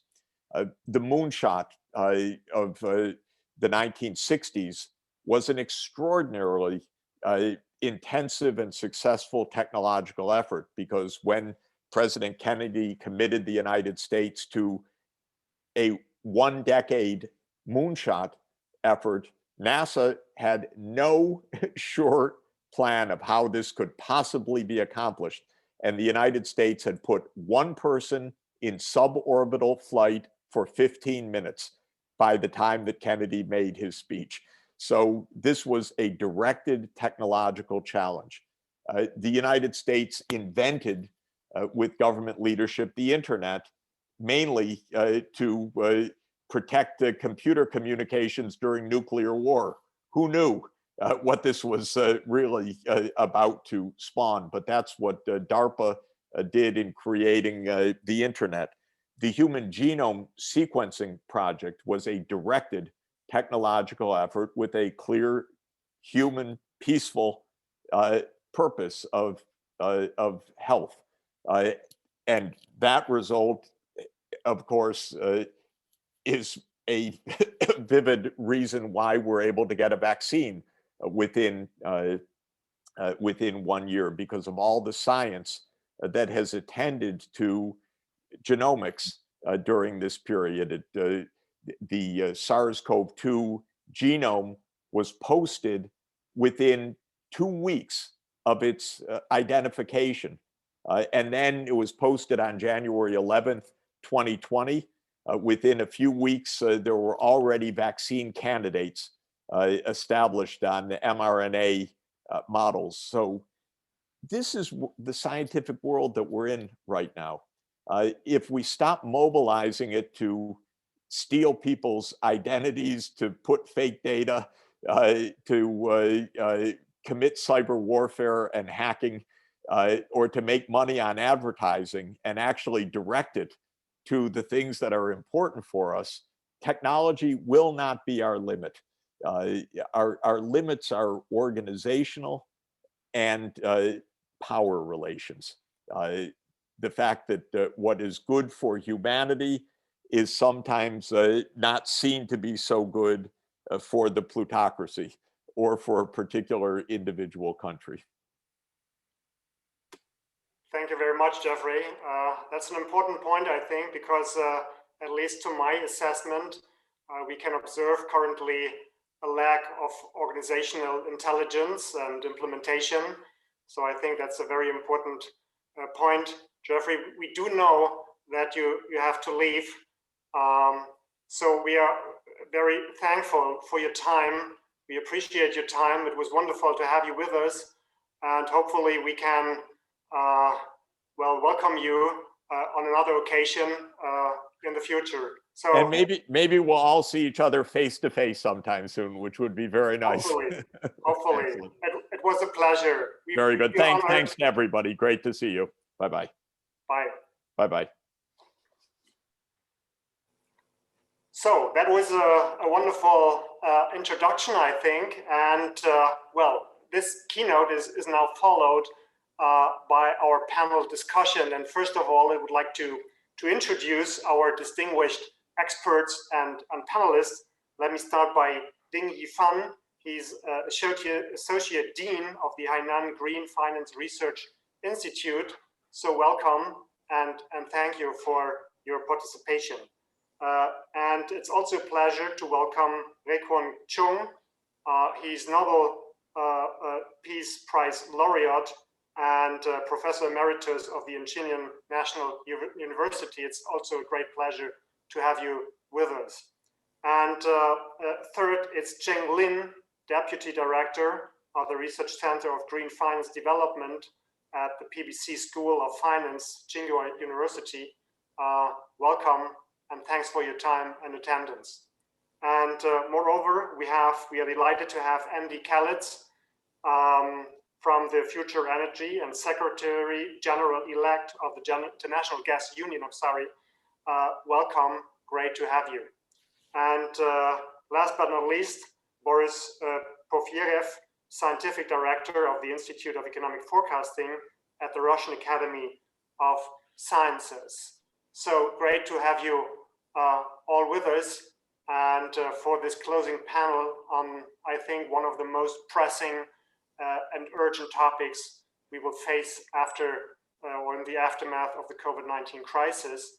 So the panel is organized as follows. We will start with a 6 minutes presentation or introductory comments by you, and afterwards we can focus on some specific topics, for example, on finance or on infrastructure or innovation.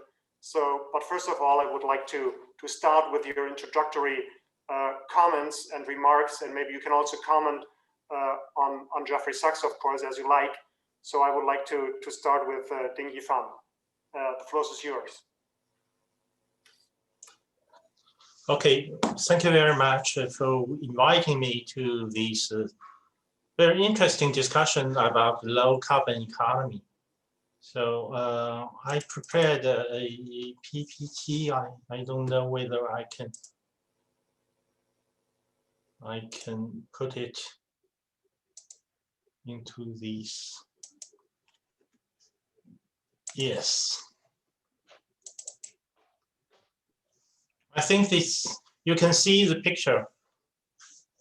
So I came from the Hainan Green Finance Institute, which is a newly created institution of financial green economy research and development. It has been created in 2018, so just 2 years ago, to accompany the development of Highland, because Hainan is one of the biggest islands in China, and the Chinese government just decided to develop Hainan Island into a free port zone. So we should accompany the development of Hainan Island with a lot of positive political measures to make it work, to make this free port work. So we have created these new research institutions. These institutions has been focused mainly on 4 aspects of development: financial studies, green economy development, and bond market development, because we wanted to develop Hainan Island into a free port, and so somehow liberalize the financial market and low carbon economy. So these 4 panels constitute the main. And then the last but not the least is regional economy development. Regional, I mean not only regional in China, but regional in all these Southeast Asia, East Asia, and more recently, RCEP. So the regional comprehensive economy partnership that China concluded with ASEAN countries, Japan, South Korea, Australia, and New Zealand. So China is focusing its economic development on building the biggest free trade zone in the world. So that's how the Hainan Green Finance Institute is conceived.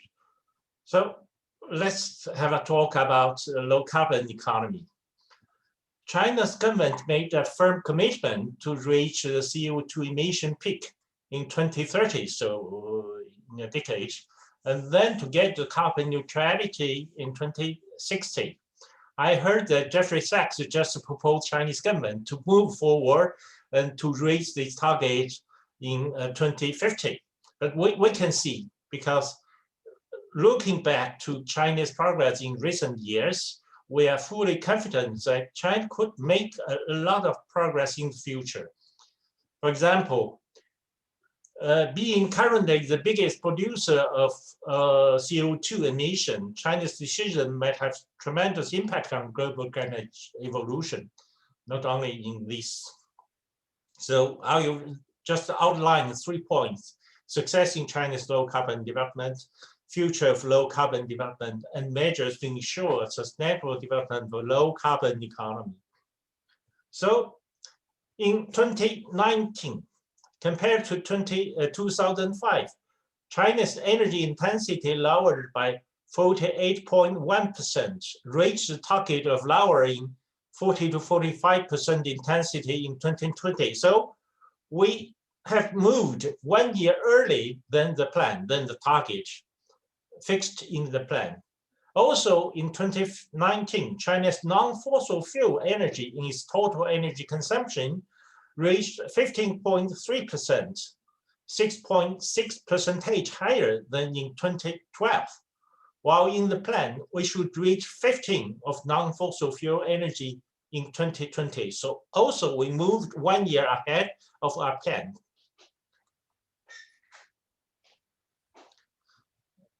So currently, China have developed this new renewable energy.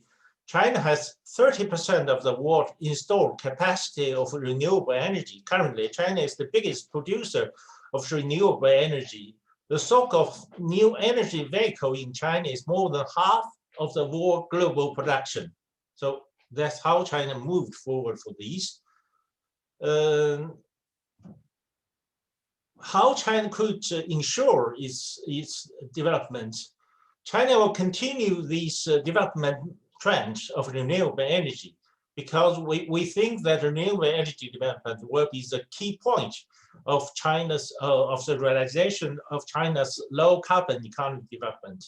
And then China will convert all these production instruments into electrification. So the use of electricity in all industries will be the target of the production. And then we have to develop the Internet of Things that could spare us a lot of emissions in the process of production, in the process of transport, so on and so forth. And then digitalization of economy, especially of manufacturing industrial production, that could also spare a lot of energy consumption in these sectors. And last but not the least, China has planned of development of hydrogen use. We will use extensively hydrogen in China's energy consumption percentage. And then not only we have to find a way to produce more and more hydrogen, I think properly, but also we have decided to transform some fossil fuels into hydrogen. I know that some part in Europe, they call it maybe a dirty hydrogen, but we in China, we plan to develop some sequestration technology of the CO2 while producing hydrogen out of these fossil fuels. Datong, for example, Datong is traditionally China's capital of coal production, while in the next 5-year plan, Datong is committed to transforming itself into the capital of hydrogen. He will produce a lot of hydrogen from natural gas, because Datong has also a lot of natural gas, but the target, the future target, is to push forward the research on transforming coal into hydrogen, where we have to work out a lot of plans, a lot of technology to transform traditional fossil fuels into hydrogen. That's how China is planning to develop its sustainable and low carbon economy. So to reach this target, to reach the peak of China's CO2 peak in 2030, and then to reach the carbon neutrality in 2060, we may move it ahead, and we may reach earlier than the target, than the plan.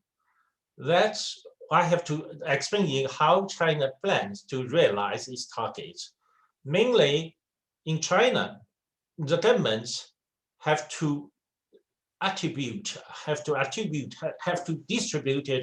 its CO2 emission caps to every industries. So every industrial enterprises will be attributed a cap of the emission.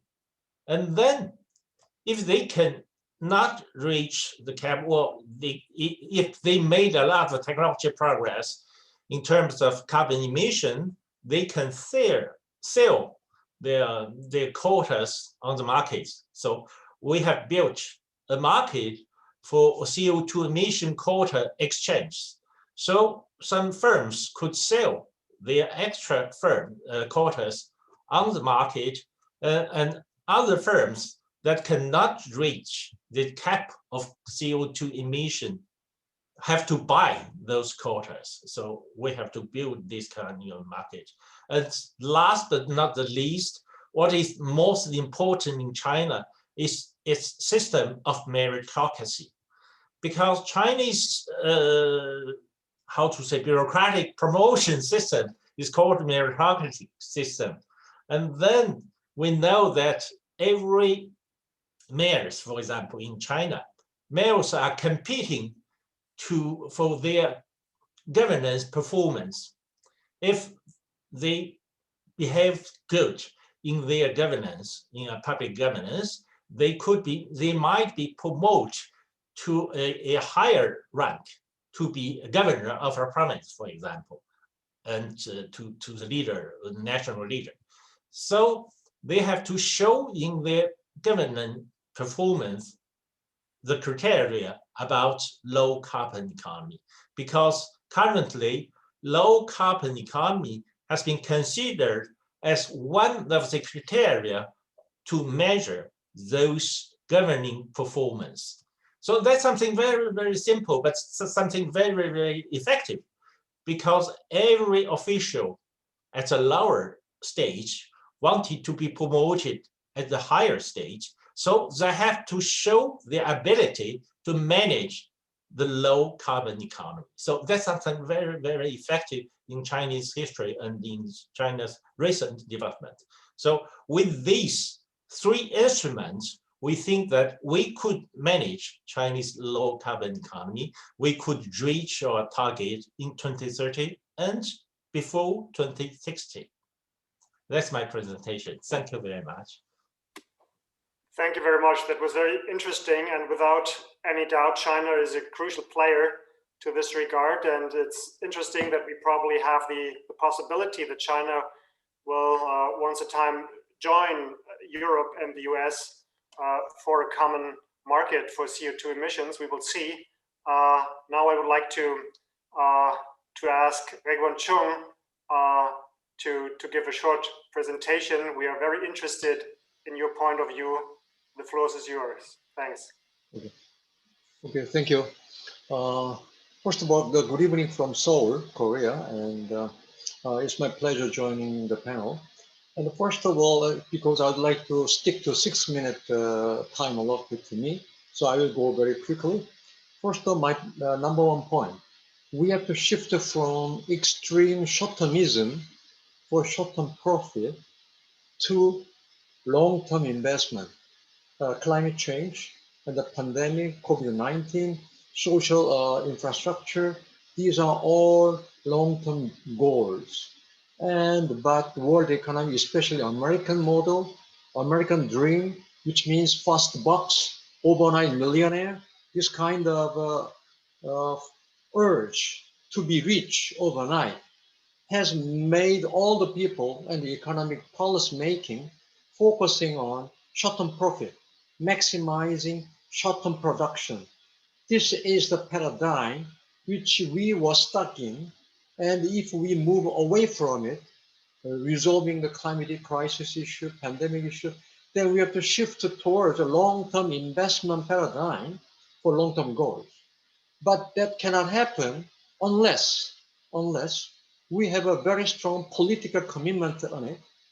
And a very interesting example happening in Korea, China, and Japan, because of the American new President Biden's commitment for carbon neutrality, then China moved, Japan moved to accept the carbon neutrality. Then Korea moved as well to accept the carbon neutrality. And because of this kind of statement, the Korean steel maker, the Pohang Steel, POSCO, Pohang Steel is anything, almost 7 or 8% of Korea's emission coming from one company. And even this company, before that commitment, were very reluctant to accept carbon neutrality. But once the president announced it, then they gave up to resisting it, and they changed their position. They say that, okay, we will try to accelerate the innovation for hydrogen steel making. So this is a very dramatic change of the attitude from the private sector. It happened only because of they realized that the political commitment is no longer a joke.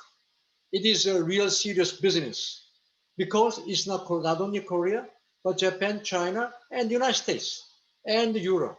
Now the Korean business understand that it is no, it's joke, laughing joke. So then they are getting serious, just like the case of vaccine for COVID-19. So technology, money is not the issue. We have too much money in Wall Street. We have a technical capacity. It is a very puzzling dilemma. On the one hand, we have too much money in Wall Street, and we have too little money for COVID-19 and the climate crisis. If we don't survive this pandemic and climate crisis, there's somebody from outside that will smile at us, or these guys died because of their own ignorance and stupidity. They have too much money for stock and speculation, but they don't have little money for their own survival. This is a kind of a very interesting dilemma. So we have to reform our financial system, but it's very difficult because the financing by nature focusing on short-term profit. So how can we internalize a long-term goal into financial scheme? It depends on government policy making. So the policy is more important. In other words, political commitment is more important than money and technology. Money and technology are all available. I have been saying that it's not an issue. The issue is political commitment and the policy environment, like a carbon tax and cap on the carbon budget, this kind of, but this is very important, not just a lip service of carbon neutrality or carbon capping, but they have to make the people and the private sector to believe that the announcement of carbon neutrality is not just a joke. They mean real business. So that the politicians has to prove that they will legalize their carbon target as a real legally binding target. It's not just a wish list. They have to show it to the private sector. But in order to do that, we need a very important point. The politicians will never do it unless they are convinced that committing to a carbon neutrality and the committing to a carbon budget, net zero by 2050, will make their economy more vibrant and create more jobs and the economic growth more stimulated. So we have to turn our perception that carbon neutrality and the net zero is bad for our economy, damaging on our economy. We have to turn it around that it is an actual opportunity for our new economic growth and new job creation. So we have to have a new conviction that it is no longer just a damage, but it's an opportunity for economic growth and job creation. Then the politicians will be willing to commit on their commitment for carbon neutrality. Already 6 minutes, but if I add just one more point, one issue nobody talks about is surprising. Even United States, European Union, nobody talks about how can we decarbonize carbon-intensive industry such as steel making, shipbuilding, car making, petrochemical industry. How are we going to decarbonize energy-intensive industry? Nobody talks about it. They are afraid of talking about it. Unless they really, to prove that they are serious, then they have to talk about how to decarbonize steel making, all these energy-intensive industry. So I propose that globally, all this sectoral industry has to sit down together to come up with a roadmap for net zero by 2050 by industry, because it doesn't matter if Korea producing hydrogen steel making, it doesn't mean anything. If China continue to fossil fuel steel making, it just doesn't mean anything. So we have to have a global roadmap to have agreed on it. Otherwise, nobody will believe that our political announcement for carbon neutrality or net zero will mean real business. Okay, I will start here. Thank you. For 7 minutes. Thank you very much. And I think you correctly emphasized the importance of green finance and long-term investment. I think that's crucial. Thanks a lot. And next is Cheng Li.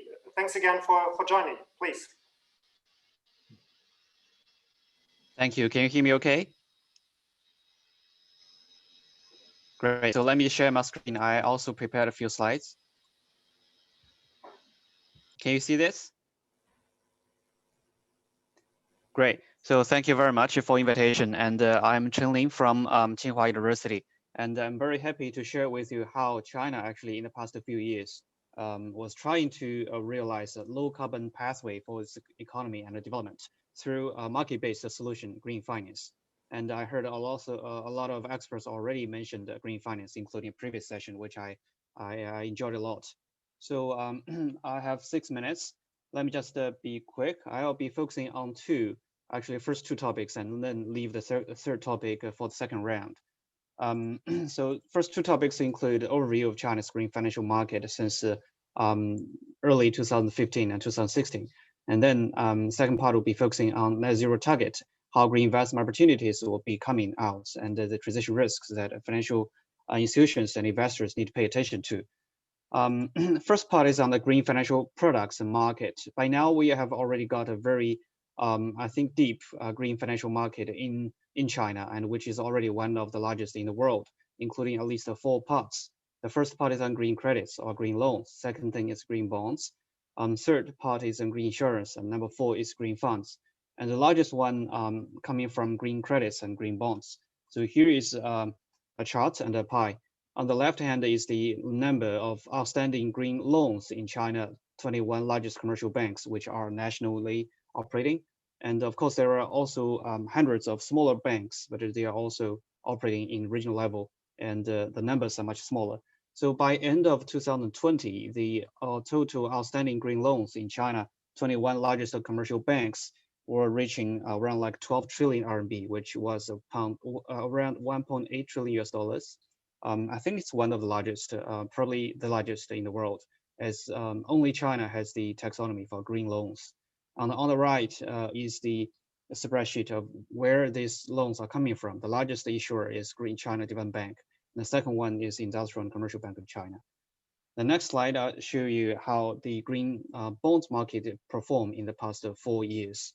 So you will see in the very beginning, the green bond market was standing at somewhere like 300 billion RMB. It was coming out of almost nothing. So a lot of colleagues saying China's green bond market was growing from almost 0 to hero overnight. And by end of 2020, the total green bonds issued by China financial institutions and the companies in the world, including those based in mainland China and also overseas, especially in Europe, was more than 1.4 trillion RMB.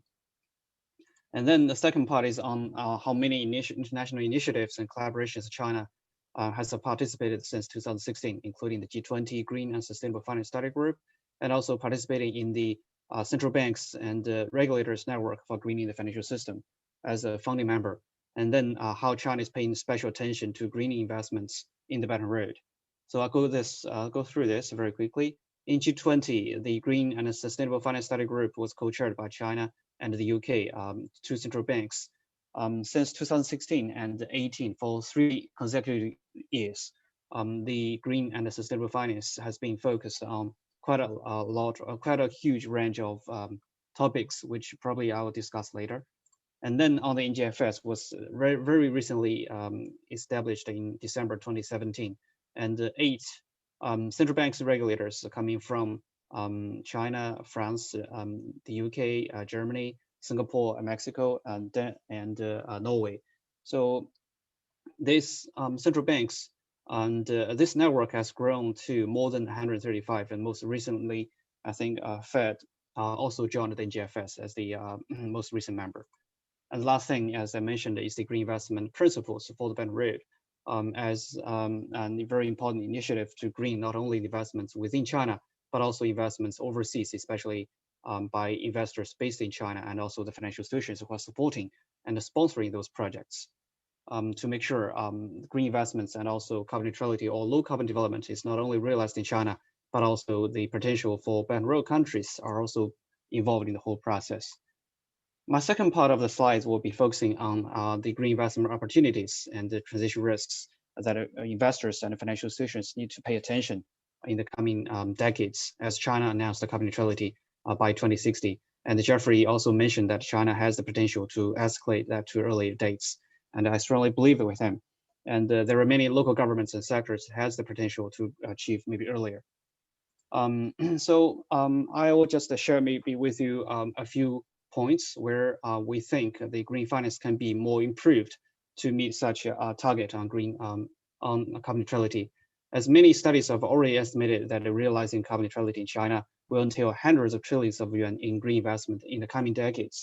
And in Tsinghua University, the study shows that in energy sector alone, the investment needs for green investments will be around more than 135 trillion RMB. That's a lot of investments. So just a perspective of how much the money is. By 2020, the overall GDP of China was only slightly above 100 trillion RMB. So the investments for green in energy sector will be somewhere more, maybe 1.4 times of this GDP in 1 year. In order to mobilize those investments, of course, most of them will have to come from the private sector, and also consumers would have to contribute as well. Local authorities and financial regulators must be prepared and take the lead in formulating roadmaps for green finance development. First, we think green finance standards should be revised with carbon neutrality as its goal in the center. We already have the green finance standards, but now it's outdated and also needs to be improved, at least to be aligned with the carbon neutrality goal. Second thing is the financial institutions should disclose environmental information, including their green and high carbon assets and their carbon footprints. A lot of information disclosure is already in place in not only the central government, but also in local governments, but it's not aligned, and we are encouraging them to be disclosing as maybe in alignment with internationally recognized standards like TCFD. Thirdly, major financial institutions shall conduct environmental and climate risk analysis to better understand the credit, market, and reputation risk involved in climate change. This is very crucial to make sure financial institutions and investors understand that this environmental and climate risks are bringing material risks to their investments. Otherwise, they will be turning into stranded assets. And so that they will understand that they probably will turn and divest from high carbon and make more investments in green. The fourth thing is a more effective incentive mechanism for green finance shall be established. In different local governments, the incentive mechanism were already established, but in China, we are discussing maybe two major incentives. One thing is to establish a green re-lending facility by the central bank. I think it will be at least more than 100 billion RMB. And the second thing is consideration of adjusting the risk weights of green and high carbon assets by the banking system. Number four point would be the foreign exchange, and sovereign wealth fund managers should actively carry out a sustainable investment to guide private sector and the social capital to participate in green finance. So currently the investors and participants to the green financial market are coming from banks and private sectors, but actually foreign exchange and also the sovereign wealth fund managers are not 100% aligned with this trend. So they need to be involved as well, because China, as everybody knows, has the largest foreign exchange reserve in the world. And the sovereign wealth funds actually are also playing a very important role in China's market. Number six is the financial regulators should mandate environmental impact assessments of overseas investments. So not only in China, but also along the Belt and Road, and stop investing in polluting and high carbon projects. So lastly, will be investors and financial institutions should also be encouraged to support transitory activities through transition finance. So I probably will stop here, and I'll discuss later for the rest of my slides. Back to you, Chair. Thanks a lot, and welcome again, Andy Kalitz, Secretary General-elect from the International Gas Union. Welcome again. And in Germany, we are currently very much discussing the importance of Nord Stream 2 and the provision of natural gas as a bridge, or as a means of bridging the energy transition that is, for obvious reasons, very important and crucial for decarbonization. So thanks again for joining, and please. Thank you, Professor, and Timmy. I will make the opening remark that I differ from Jeffrey Sachs in three ways. Firstly, I don't blame all the problems of the world on politicians. Nations get the politicians they deserve. Secondly, I stand very clear that the incredible progress made during the 20th century in the world was on the back of first coal, then oil, then gas, in terms of not technology, but in terms of human development, in terms of human population, in terms of longevity, and in terms of the reduction of poverty, all of that down the back. But yes, our planet faces a crisis right now, and we need to address it.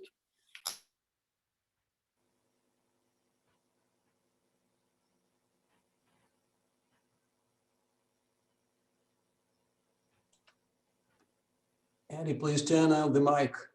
Don't hear you. We couldn't hear you, Andy, please. My apologies. I did not get that message. Thank you. I'll restart for 1 second.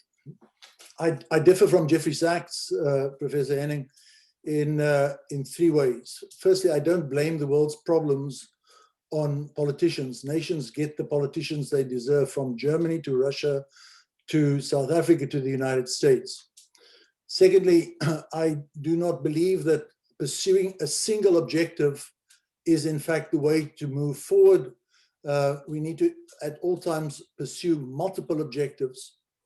And the third one is that the 20th century was the golden era of human development in terms of life expectation, human population, human development, and the reduction of poverty. And that was done on the back of coal and oil and gas. But our planet now faces a crisis, and we need to address that. As we speak on this Wednesday, oil, coal, gas, hydro, nuclear, wind, and sun contribute to the world's energy as you see it on the left hand. And yes, the energy transition that we face is one of the most significant transitions in industrial sense the world has ever seen, in terms of impact on economies, geopolitical power balances, of taxes, on energy prices, on energy security, on energy reliability, and yes, importantly, on the environment. But in conversations, I find that the scale and scope of the global energy system is underestimated. And to give you an indication of the scale of global energy, the world's largest gas company, which I chose, is Russian, Gazprom. Gazprom supplies 12% of world gas, and but today, on this Wednesday, 3% of world energy. All the installed solar capacity and all the wind farms in the world supply as much energy, less energy to the world than Gazprom does today. And in China, where 2 of our speakers come from, the Three Gorges hydroelectric plant, the largest single energy plant in the world, supplies only 1.5% of Chinese electricity, but 0% of world energy and 0% of world electricity, to give you a scale. The country of Qatar, which is the world's largest so-called liquefied natural gas exporter, supplies 4% of world gas, 1% of world energy today. And all the wind farms together installed in the world over the past 20 years supplied 3% of the world's energy today. And last but not least, importantly, in terms of the transition, all the installed battery capacity in the United States, in Europe, in Australia, and China, Japan together supply 0% of today's daily energy and 0% of today's just renewable power. Okay. That's the reality that we face. And I pay tribute to the important role that Russia, as one of our host countries of today, plays in global energy, because whilst it on the one hand keeps itself warm largely with gas, it is playing a very important role on its western side to keep Europe warm and energized and mobile, and to keep China energized and warm and mobile at the other end. Now, from my perspective, members of the panel, but also audience, the global COVID crisis and pandemic has demonstrated that cabinets of the world needed to do 4 things at the same time. The first one, they needed to save human lives now. They needed to keep the global economy going now. they needed to develop and roll out vaccine technology, and they needed to protect the debt load of future generations. That's why I say, and if any cabinet or any country said, I can do just one of those, it runs into a crisis in the other three. And if we think that if they just said, we will save human lives now, irrespective of the debt load, irrespective of the impact on the economy, that's when it goes wrong. And that's where I differ from Jeffrey Sachs. In the energy transition, 5 things need to be done by cabinets and countries. First one, the most important one, is to supply countries with secure, available, reliable energy. The second one is to protect the environment, starting with climate, but also air and biodiversity. The third one is to develop all the new technologies of renewable storage, hydrogen, carbon capture that we spoke of, especially our Chinese friends contributed so clearly on. The fourth one is to protect the debt load of future generations. And the last one is the matter of price. Supply affordable, competitive energy. I'd put it last, but not to leave it out before we see public protest. So if you ask me, bring that together, what will the global future energy system look like? Firstly, it is clear to me that the single energy form, which for decades to come will still keep the energy system together because it helps renewables to grow, because it helps hydrogen to grow, is gas. The second one is going to be massively increased solar capacity. The third one is going to be massively increased wind electricity, but solar is available 1/5 of the day on average. 1/5. Wind is available 60 to 70% in places where it's strong. And then electricity storage to come, and the last new kid on the block, either produced from natural gas on the left or solar electricity and wind electricity in the middle, is going to be hydrogen. To also, as Professor Chung and others spoke about POSCO and the hard to abate energy sectors, it's going to be a hydrogen. That's the energy picture for the next 3 decades as to what will dominate. I do not see nuclear doing it. I do not see coal doing it. I do not see oil doing it. My composite picture, I'll leave it at that. Thank you. Thank you very much, Michaelis, for this impressive insights. I think these are very important to get an idea how we can develop the energy transition. That in turn is very important and crucial for decarbonization. Next, but certainly not least, is Boris Porfiryev, Scientific Director of the Institute of Economic Forecasting. Please, the floor is yours. Thank you, Henning. Do you hear me? It's okay? Yeah, okay. We can hear you perfectly.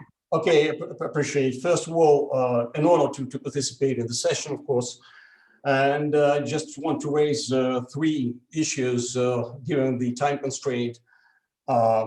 I believe 2 points, or could be even 3, were tackled already by Jeffrey and right now by Annie. So number 1, first, I want to emphasize the integrity of all sustainable development goals. I share the view that we have to address all the basket of these sustainable development goals, not 1, not 2. And this problem of intertwistedness between all this is a big problem. It's a problem of complexity, and we should address them simultaneously.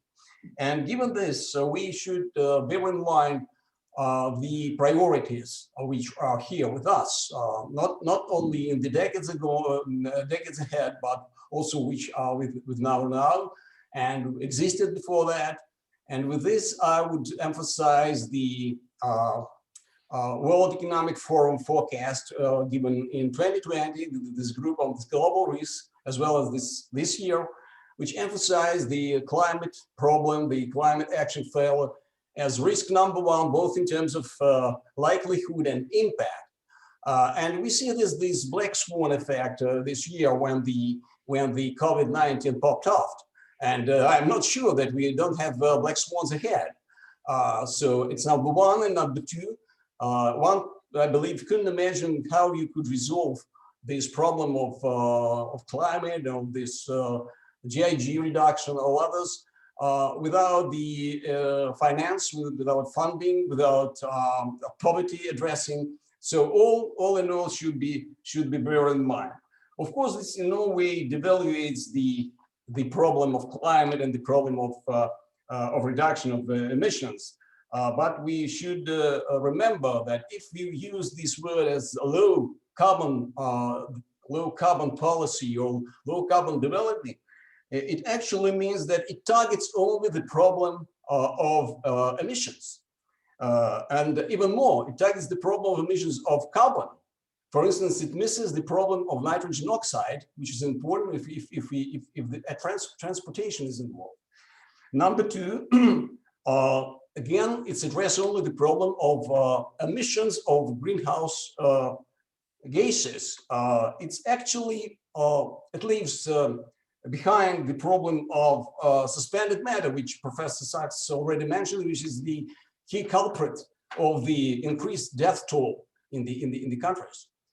And the third, it also devaluates the problem of adaptation. As we know, Paris Agreement emphasized the equal importance of both tracks of addressing climate problems. Number one is reduction of greenhouse gases reduction, and also or mitigation, and adaptation, which is no less important. And in this sense, I would emphasize the recent publication of DISA from United Nations, I mean this World Economic and Social Prospects, which stresses the importance of resilience, both economic resilience and climate resilience. It's not only the reduction of greenhouse gases. Number two point is the problem of specificity of the strategy. Each country, each nation, well, develops and implements while taking the climate and all other issues. As we know, Paris Agreement, as well as the framework, also address the importance of the specific approach, given the differentiation but generic responsibility of the countries to reduce the risk of climate impact. And if, for instance, Russia is, as far as it is concerned, we should bear in mind that the Russian is #1 lead in reduction of greenhouse gases emissions, up to almost 50% starting from 1990. It produces some 37 to up to 38% of its energy on the low carbon sources. And if gas is involved, as Andy correctly puts it, it's up to 85%. But on the other hand, we have a big problem. We have a very low energy efficiency economy, and it is responsible for the very high load of these emissions per head. So, and this assumes, please switch to the other side, another slide, please. Would you please? Okay, and skip number 8, please. Number 8. Okay. Okay, thank you. And this this implies the specificity of the Russian strategy for addressing the climate risk problem, and in particular the problem of low emission, not low carbon, but low emission problem, as it correctly put in the Paris Agreement. So in our institute, we modeled these strategies. We came out with these 3 models. One is inertial scenario, which assumes that it's business as usual, which is completely fiasco in terms of complying with the Paris Agreement threshold of 1.5 up to 2 centigrade compared with the pre-industrial era. The second scenario is, as we call it, aggressive or radical scenarios. We practically, what we did, we just used the data from this Green Deal in the EU and to try to fill it in our model. So we came up with it was okay. We will meet the threshold of Paris Agreement, but on the other hand, we will completely fail with the rate of growth of our economy. It will be some 1.3% within the time frame of 2021 up to 2050, which is some 25 times less than the world GDP dynamics. which is completely unthinkable. Of course, it will be again an economic fiasco if we consider all three axes of sustainable development. So the economic axis will be a fiasco. And so we have this last one, this MET scenario. I'm not going into details. What the core is that involves structural and technological transformation with a focus on energy efficiency. And of course, we also stress the natural climate solutions. As we know, natural climate solutions could provide as much as 30% of the whole contribution to reduce the greenhouse gases reduction. So in Russia, it's almost the same figures. We recalculated it for Russia. So we came with this, we find the same result. And finally, the third point, and with this I will strongly agree with what Professor Sachs mentioned in his keynote. This is the problem of cooperation between all the countries in solution both sustainable development issues and, as a part of it, a climate issue as well. And it involves also funding. It also involves technology transfer. Otherwise, we will come to the gridlock. But what does it mean? It means that we have to get rid of all this kind of financial and technological sanctions which preclude this. We should also stop these trade wars. And we, of course, should think over at least twice, and better thrice, about using these transborder taxes and other regulations, given that it's very selective, actually. It provides gains for one side, but other sides, well, are and I don't mean Russia, by the way, or China or US, which are strongly involved in such kind, or will be strongly involved in such kind of restrictions. I mean, developing countries. I don't have time to go into detail, but if, well, there will be questions of all, I try to respond. So my point is here that we should go from the green deals, which is actually deals with national and regional stakeholders story that should be replaced by a global true cooperation by all the countries to find effective solutions for the SDG development and, of course, climate problem. Thank you very much indeed. Thank you very much, gentlemen, for your introductory comments and remarks. I think we have 10 more minutes for a second short round. And so far, we haven't talked so much about regulation and the governance and the role of institutions and regulation. So my first question to you is, do you think the regulatory framework has already become irreversible to credibly trigger investments, long-term investments, and to take the financial risks behind that? That's my first question. And the second question is, do you think it's possible to combine the recovery from the crisis with more long-term structural investments? Can we renew the economy in the aftermath of the crisis, of the pandemic, given that the fiscal space probably is not so big?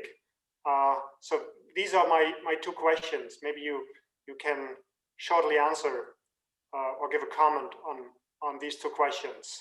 Maybe we can take, or Egon, please. Would like to start? First, my answer to your first question. Are you really serious about our commitment? Like for Paris Climate Agreement, Jeffrey has mentioned about it. Yes, very important, but I'm not sure whether it is sufficient. It is necessary, but Paris Climate Agreement is just a voluntary pledge and review. And frankly speaking, I'm not sure whether the private sector and the investor, are they really seriously looking at it, whether it really means business. So they are still undecided about it. They're suspicious about it. They are watching. So it is very important to send out a signal that the political statement means real business or real commitment. And the second point, regarding the Green New Deal, the fact that government is emphasizing Green New Deal means that the commitment for carbon neutrality or net zero still not clear, which means that government is only focusing on public money to push the net zero, which means that they are not confident to mobilize a private investment, because as you say, we have a very limited public fiscal space, and I don't think it is enough to meet the net zero or the carbon neutrality at all. Then we have to have definitely we need investment from private sector, but since private sector investment is not happening, that's why it is showing that the Green New Deal, emphasis on Green New Deal means that private sector investment is not coming yet, which means that the private sector still doesn't believe it. So it is very important for the government to prove that they really mean business. Then the real investment can happen. Okay, thank you. Can I make a contribution? Someone who wants to add? Any? The energy transition, the subject of the either fiscal implications that Professor Chung raised, or the energy price implications of the transition is an under-discussed subject. We speak a lot about the technology, we speak a lot about the subsidies, but we do not discuss either the fiscal space, the fiscal implications. And there are only two payers. If there is an investment or a cost of the energy transition, it is either going to be paid by customers or it's going to be paid by taxpayers. Governments, even if they pretend that they pay for it, or even if they take on debt to pay for it, do not pay for it. And so until that discussion is clearer with the public, we will not make progress. Investors, we bemoan the fact that investors do not want to invest in industry right now, so they play in Wall Street rather than Main Street. It is because of the policy uncertainty in the investor framework in terms of returns and a certain stability in that. So investors do not owe to invest. They will invest when it makes money and when they don't shortly afterwards take a haircut after doing so because of policy instability. So I call seriously for every time that somebody puts a plan on the table saying, and yes, what are the price implications for customers who will pay it and perhaps should pay it, but let's face up to it, or taxpayers who pay the alternative. I think that's important. My impression is that the new narrative of the society is way ahead of regulation. It's interesting. It's the other way around than normally it is, right? So the narrative is there first, and my impression is that firms want to follow, but regulation is not so clear that they have reliable incentives to invest and to finance their investments. Anyone else who wants to? Okay. Boris, please. Yes.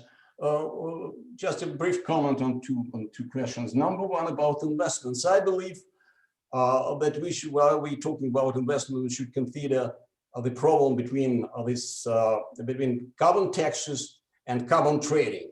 From my perspective, carbon taxes, well, are a little bit overemphasized. I'm a strong favor for the market, and I believe, at least for Russia, it's much more efficient using this trading. And in the global perspective, for instance, I believe that currently carbon trading covers only some, believe 12 or 13% of total amount of emissions. But a global demand for voluntary carbon credit could increase by a factor of 15 by 2030 and by a factor of 100 by 2050 if I will cite, for instance, McKinsey latest reports. So as far as the second question is concerned about recovery, I believe also you mean recovery from the present Corona crisis. We have a big lesson, I believe, we should learn from the Corona crisis, and we are still learning from this crisis. It's learning for preventive and crisis adaptation. and we see how we adapt to these new conditions. And it's a big lesson for instance, for climate adaptation. I believe we should learn from this. And it's a big lesson both for adaptation of the whole economy, for a resilient economy as such. And of course, it's a strong impetus for taking this moment of recovery to start implementing this long-term sustainable development strategy, of course, with this national specificity considered. Thanks. Xuejin?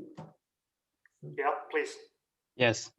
Yes, thank you very much. So I would like to respond to both of your questions. The first one is about investment regulation. Actually, I mentioned about risk weights for green assets and also non-green assets, which is already proved in China, at least for green loans. For example, the green loans non-performing rate was only close to 0.3%, while the aggregate NPL ratio for all loans was close to 3%. And for some banks, it will be even lower. So the difference for aggregate NPL ratio and also green loans will be 10 times difference, and let alone the difference between green and non-green, especially for high carbon and polluting assets.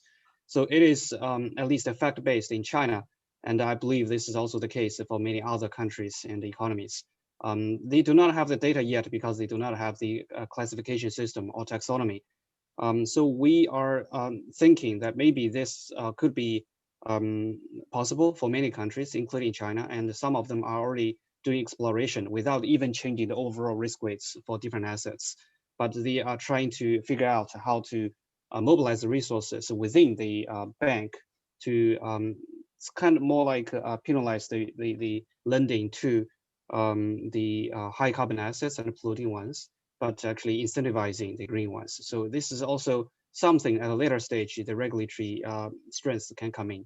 Regulators and central banks, maybe some instances, the international organizations like FSB can step in to organize an international, like say, alignment. The second response to the recovery from crisis, I think you're mentioning the COVID crisis, but actually we're already in two crises. One crisis is on COVID, the second crisis is climate. So if we are only getting out of the COVID crisis and while stepping into the second crisis very immediately, this is not a very good recovery.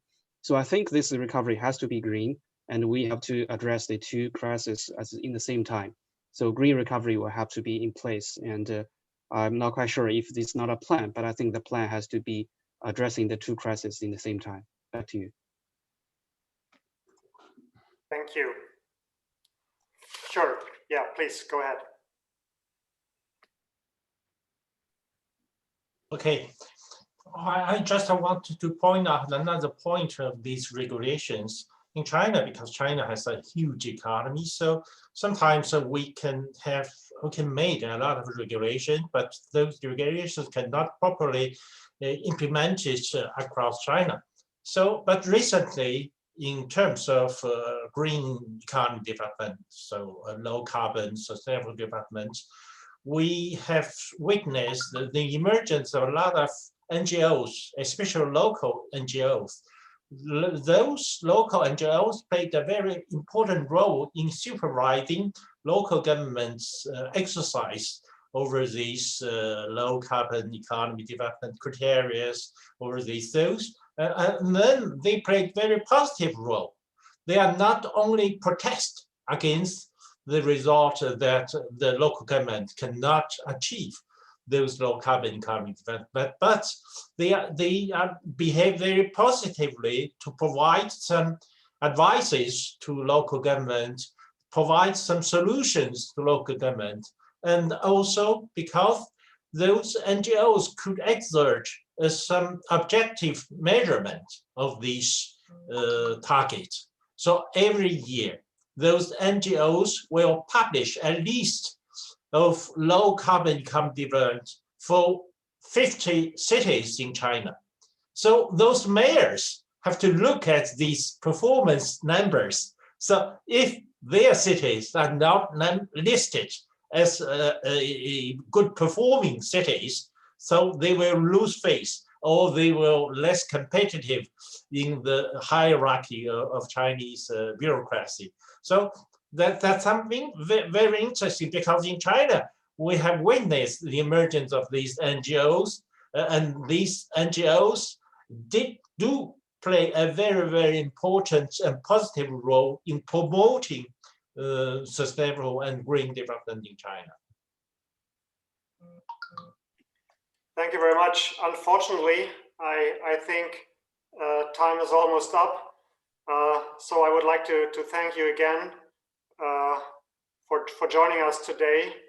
And it was a pleasure. It was very inspiring. And I think we have seen that we are all aware of this objective of decarbonization, and we are all focused on achieving that goal. But on the other hand, we have seen that we need to accelerate that transition. So that was very interesting. And I think, Mark, back to you. We have no other choice than to continue our conferences and our platform to discuss all these important topics of our future and to turn all our hopes into a new economic reality. So back to you, Mark. Thank you, Henning, and thank you all of the panelists for joining us this afternoon. I think this is conclude, the today's symposium that was supposed to be held face-to-face in St. Petersburg, but the reality of the pandemic made this impossible. But I think over the last 2 days, we were able really, I think, to redefine and to redesign the global economy. This is a forward-looking agenda. It's not going to be ending today. And I hope that you will be able to join us for other seminars and conferences that we are planning over the next few months, particularly with the G20 presidency of Italy and during the IMF and World Bank meeting during the spring and the October meeting. Before we conclude, I wanted to give the floor to our host, Rector Igor Makhmistrev, the rector of the St. Petersburg State University of Economics, to thank you warmly on behalf of all of you and all of the participants, speakers who have been joining us for the last 2 days. First, for his the work of his team, because even we do Zoom, there is a lot of work behind the scene in terms of logistics. And Mr. Rector, if you are still there, I would be pleased to give you the floor and to thank you warmly for your support for this initiative. I hope that we will be able to come to St. Petersburg again. I used to come in your city every year. And I hope that post-pandemic, we will be able to continue these traditions and to invite some of our guests here, and most of them to join us again for face-to-face to meet. Rector, thank you so much. I give you the floor. Марк, спасибо огромнейшее. Henning, спасибо огромнейшее. Мы действительно с вами провели большую организационную работу. Я также хочу выразить благодарность всей большой интернациональной команде, которая участвовала в подготовке, в проведении. Это очень большой, важный труд. Огромнейшее спасибо всему техническому персоналу. Огромное спасибо переводчикам, которые сделали наше общение понятным, доступным за эти 2 дня. Я, конечно, хочу сказать огромнейшее спасибо всем панелистам, всем докладчикам за их очень глубокие и содержательные выступления. Мы с вами увидели мир уже другими глазами, понимаем сообща, что он меняется, надо двигаться вместе. И я с удовольствием хочу и очень надеюсь, что в следующем году мы все-таки проведем эту встречу в очном режиме здесь, в Санкт-Петербурге. Я буду рад вас всех видеть. Город действительно очень красивый. Мы сможем хорошо пообщаться и обсудить планы на будущее. И сегодня я уверен, что в эти непростые дни, когда еще пандемия идет по планете, мы действительно с вами стали ближе друг к другу. И то доверие, которое получилось нам ощутить во время общения, конечно, очень важно, потому что планета очень хрупкая, экономика зависит от многих факторов, и не только от национальных экономик внутри.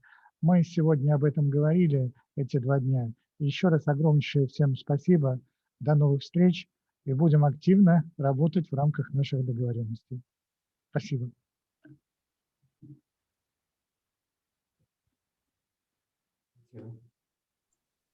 Bye. Thank you. Ciao.